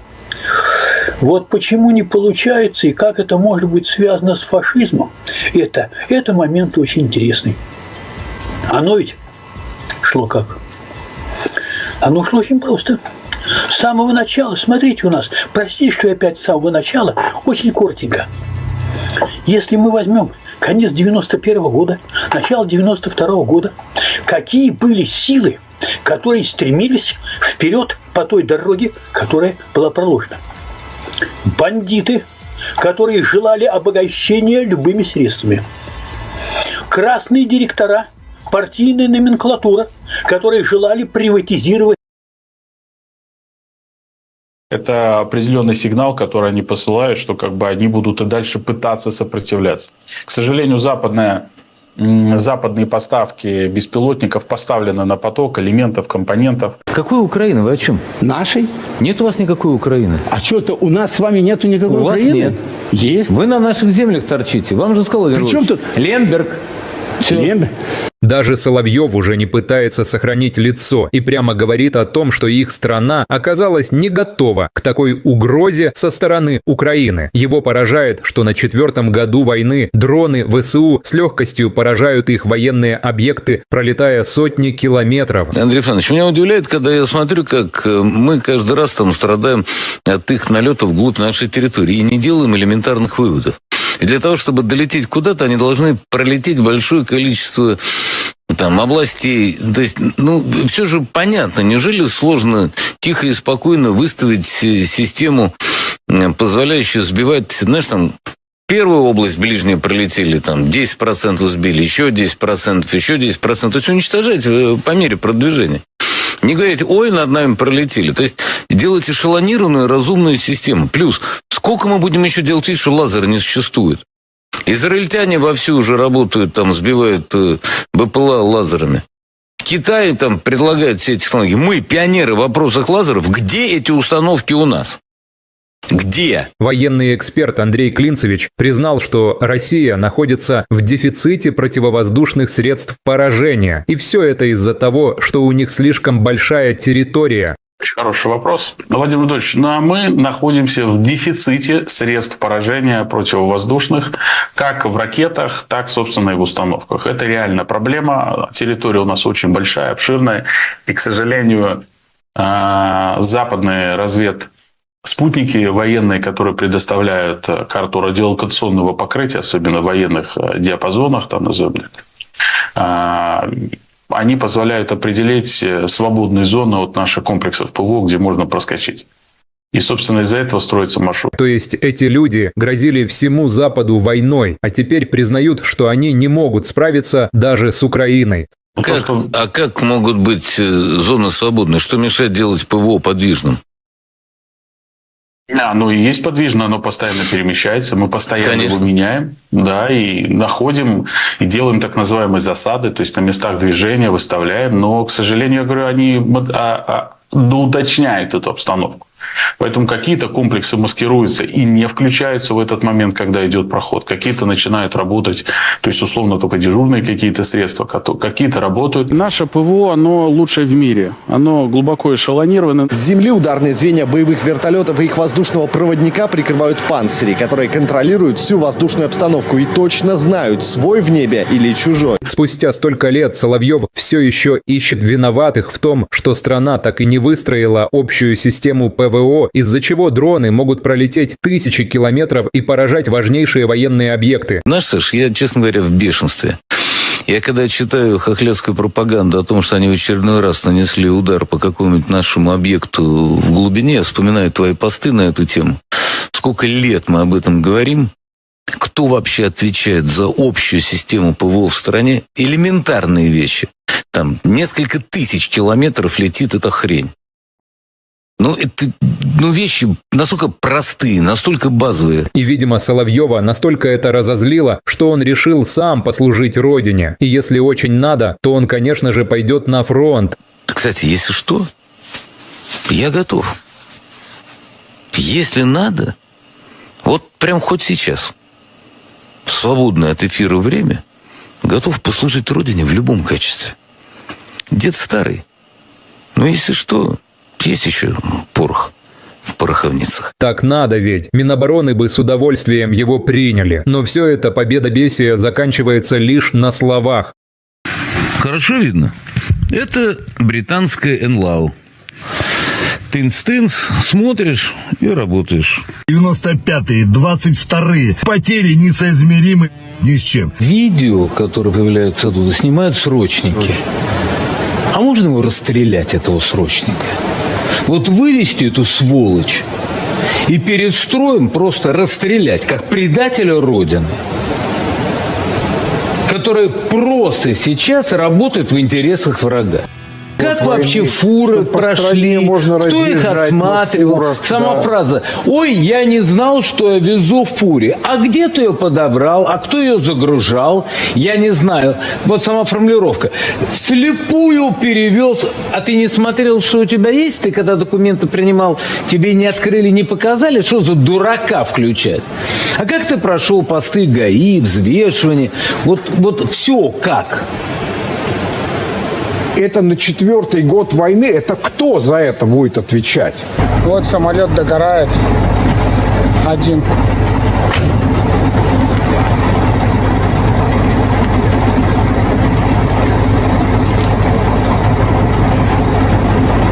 И таких еще 7 штук. Сейчас водой заправлюсь, поеду еще один самолет дотушивать. Марк Хертлинг, бывший американский военный с почти полумиллионной аудиторией. Координированная и синхронизированная атака, которая, судя по всему, уничтожила значительную часть российского авиапарка, базировавшегося в более чем 4000 километров от линии фронта, демонстрирует: у Украины бесспорно много козырей в рукаве. США должны немедленно ускорить принятие законопроекта Блументаля Грэма и вернуться к полной поддержке Украины. Случился, в общем, такой вот Перл-Харбор на самом деле. Результат достаточно позорный. Работает враг артистично очень, действительно, так сказать, посмотрите. Посмотрите, да ведь враг бьет не только по престижу. Он вызывает деморализацию, замешательства. Республиканец Дон Бейкон. Путин посеял ветер, теперь жнет бурю. Рубен Брекельманс, министр обороны Нидерландов. Украина неоднократно удивляла нас за последние 3 года. Вот несколько примеров. Потопление Москвы 2022 года, Курск 2024 года и теперь атака дронами на российские бомбардировщики. Давайте будем продолжать поддержку. Можно не сомневаться, Украина еще не раз нас удивит. Нас продают, предают. Нам показали, что мы беспомощны. Брайан Красенштайн, политический комментатор с почти миллионной аудиторией. Украина только что совершила одну из самых дерзких атак в современной военной истории. Это потрясающий пример тайной военной изобретательности. Украина нанесла удар по 41 российскому бомбардировщику на 4 разных авиабазах, некоторые из которых расположены на расстоянии до 4400 километров от границ Украины. Последствия колоссальные. Операция в такой глубинке, в тылу врага с использованием мобильных замаскированных платформ еще никогда не проводилась, не в таком масштабе и не с таким эффектом.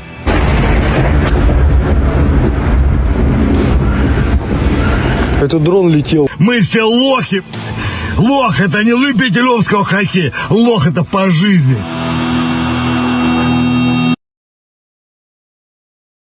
Российский политолог Георгий Бовт признал, что Россия не сможет достичь своих целей, ведь на поле боя явных изменений нет, и никто не примет их условия на переговорах. Результат невозможен на сегодня. Ну, что пыжиться-то? И что изображать какое-то, так сказать, серьезное выражение лица и делать вид, что вот-вот этот результат будет достигнут. Он невозможен, потому что переговорные позиции сторон непримиримы, они несовместимы, и нет пока никаких перспектив для того, чтобы найти там какой-то компромисс. Ни одна из сторон не хочет идти ни на какие уступки. Ведущий Иван Панкин опасается, что после операции «Паутина» украинское военное руководство уж больно осмелело. И приходят заявления, что эта операция была далеко не последней, и Россию ждут еще более страшные удары в самых разных и неожиданных для нее местах. Как-то осмелели после этого украинские официальные лица, причем на уровне Зеленского. Он говорит, что они где-то в нескольких шагах от победы над Россией. Это первый момент. И, вы знаете, довольно тревожно, на мой взгляд, заявление сделал и глава террористического объединения СБУ. Малюк, террорист-экстремист, тоже важно это проговорить, куда же без этого. Потому что вот все везде надо проговаривать. А там, вы знаете, довольно... Тревожно, еще расскажу, цитата. «СБУ будет избивать врага там, где он считает себя недостижимым. Мы работаем над тем, чтобы удивить его новыми сюрпризами, не менее болезненными, чем операция «Паутина», та самая». Говорит ли это о том, что они еще раз попытаются что-то такое провернуть, несмотря на то, что Штаты, очевидно, сказали им, что так делать нехорошо? На что Бофт ответил, что их главное преимущество в виде огромной территории теперь стало их главным недостатком, ведь ее просто невозможно прикрыть средствами ПВО. Проблема в том, что современная война выявила одно неприятное обстоятельство. Наша территория огромная, которая в течение многих веков была главным стратегическим преимуществом России, стала главным ее стратегическим недостатком. Потому что ее всю нельзя прикрыть средствами ПВО, как выяснилось. Бофт добавил, что Украина нашла дешевый и более эффективный способ нанесения ударов по противнику, из-за чего они несут огромные убытки в самых разных сферах. Ведь в отличие от средств защиты, дроны производятся за несколько сотен долларов, и никто в России не знает, что с этим делать. Более того, эти средства ПВО, средства защиты гораздо дороже, чем средства нападения. Дроны, которые стоят там несколько сотен долларов каждый, а при достаточно массированной западной помощи их можно наклепать и сотнями посылать каждый день по разным объектам инфраструктурным, мирным, гражданским, военным, всяким. И вот эта проблема, она не решена. Как мы видим, практически никак не решена. Удары, которые начались, на минуточку, всего лишь в 23-м году, прилетел первый дрон на Кремль, с тех пор эти удары только наращиваются. И эта проблема до сих пор не решена. Более того, я уверен, что ее не решите созданием никакой буферной зоны, потому что эту буферную зону надо будет создавать до Польши, до границы Польши, с Венгрией и так далее. Поэтому отсюда вот эта вот уверенность украинского руководства в том, что они нащупали тот метод ведения войны, который для них достаточно дешев, а для нас достаточно болезненный. Огромные убытки несет гражданская авиация. Вот еще несколько месяцев наращивания таких ударов, и у нас гражданское авиасообщение на европейской территории будет парализовано. Это экономический ущерб огромный. Если продолжить бить по НПЗ, соответственно, тот же эффект. Это все большие экономические издержки, большие экономические потери. И военного средства против этих дронов пока не найдено. В идеале, конечно, Израиль мог накрыть свою маленькую страну этим самым железным куполом, который и то пропускает удары. А там насыщенность гораздо больше.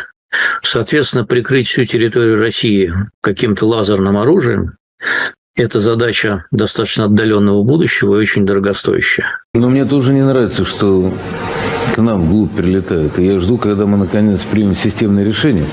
Потому что я задам просто вопрос, а кто отвечает за ПВО внутри страны? И мы не найдем на него ответа. Хорошо, а если у нас средство ПВО упадет на какой-нибудь жилой дом, кто за это будет отвечать? У нас закон это описывает, позволяет.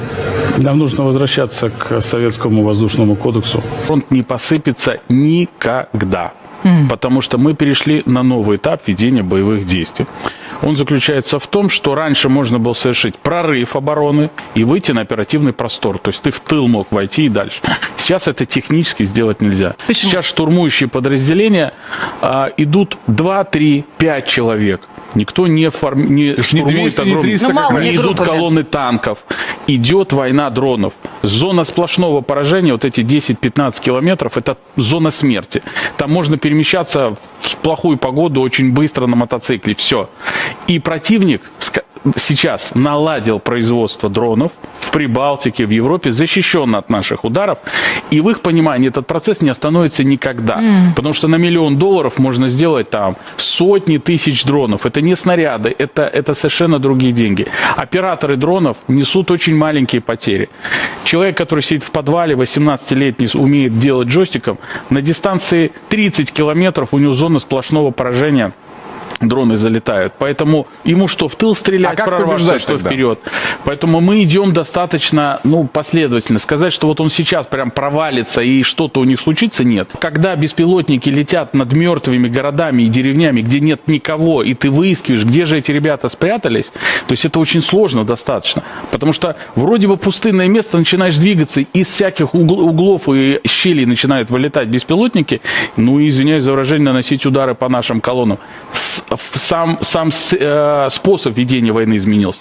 Они нашли решение для того, чтобы не проиграть войну. Они отгородились от нас стеной дронов. И теперь большая часть военных даже получают ранения, кого-то убивают, но даже не видят противника. Какой Украины? Вы о чем? Нашей? Нет у вас никакой Украины. А что это, у нас с вами нету никакой Украины? У вас нет. Мы ни с кем не хотим воевать. Россия никогда ни на кого не нападала. Это удивительно, когда великая и могучая страна никогда ни на кого не нападала. Она только защищала. У нас в стране больше нет авиационных инженеров, у нас нет людей, которые... Довести какую-то хреновню 80 лет назад, которая была создана Великим Советским Союзом, сделать ей замену. Требуются вот эти годы и эти миллиарды. То, что можно сделать в авиамоторном кружке гребаном.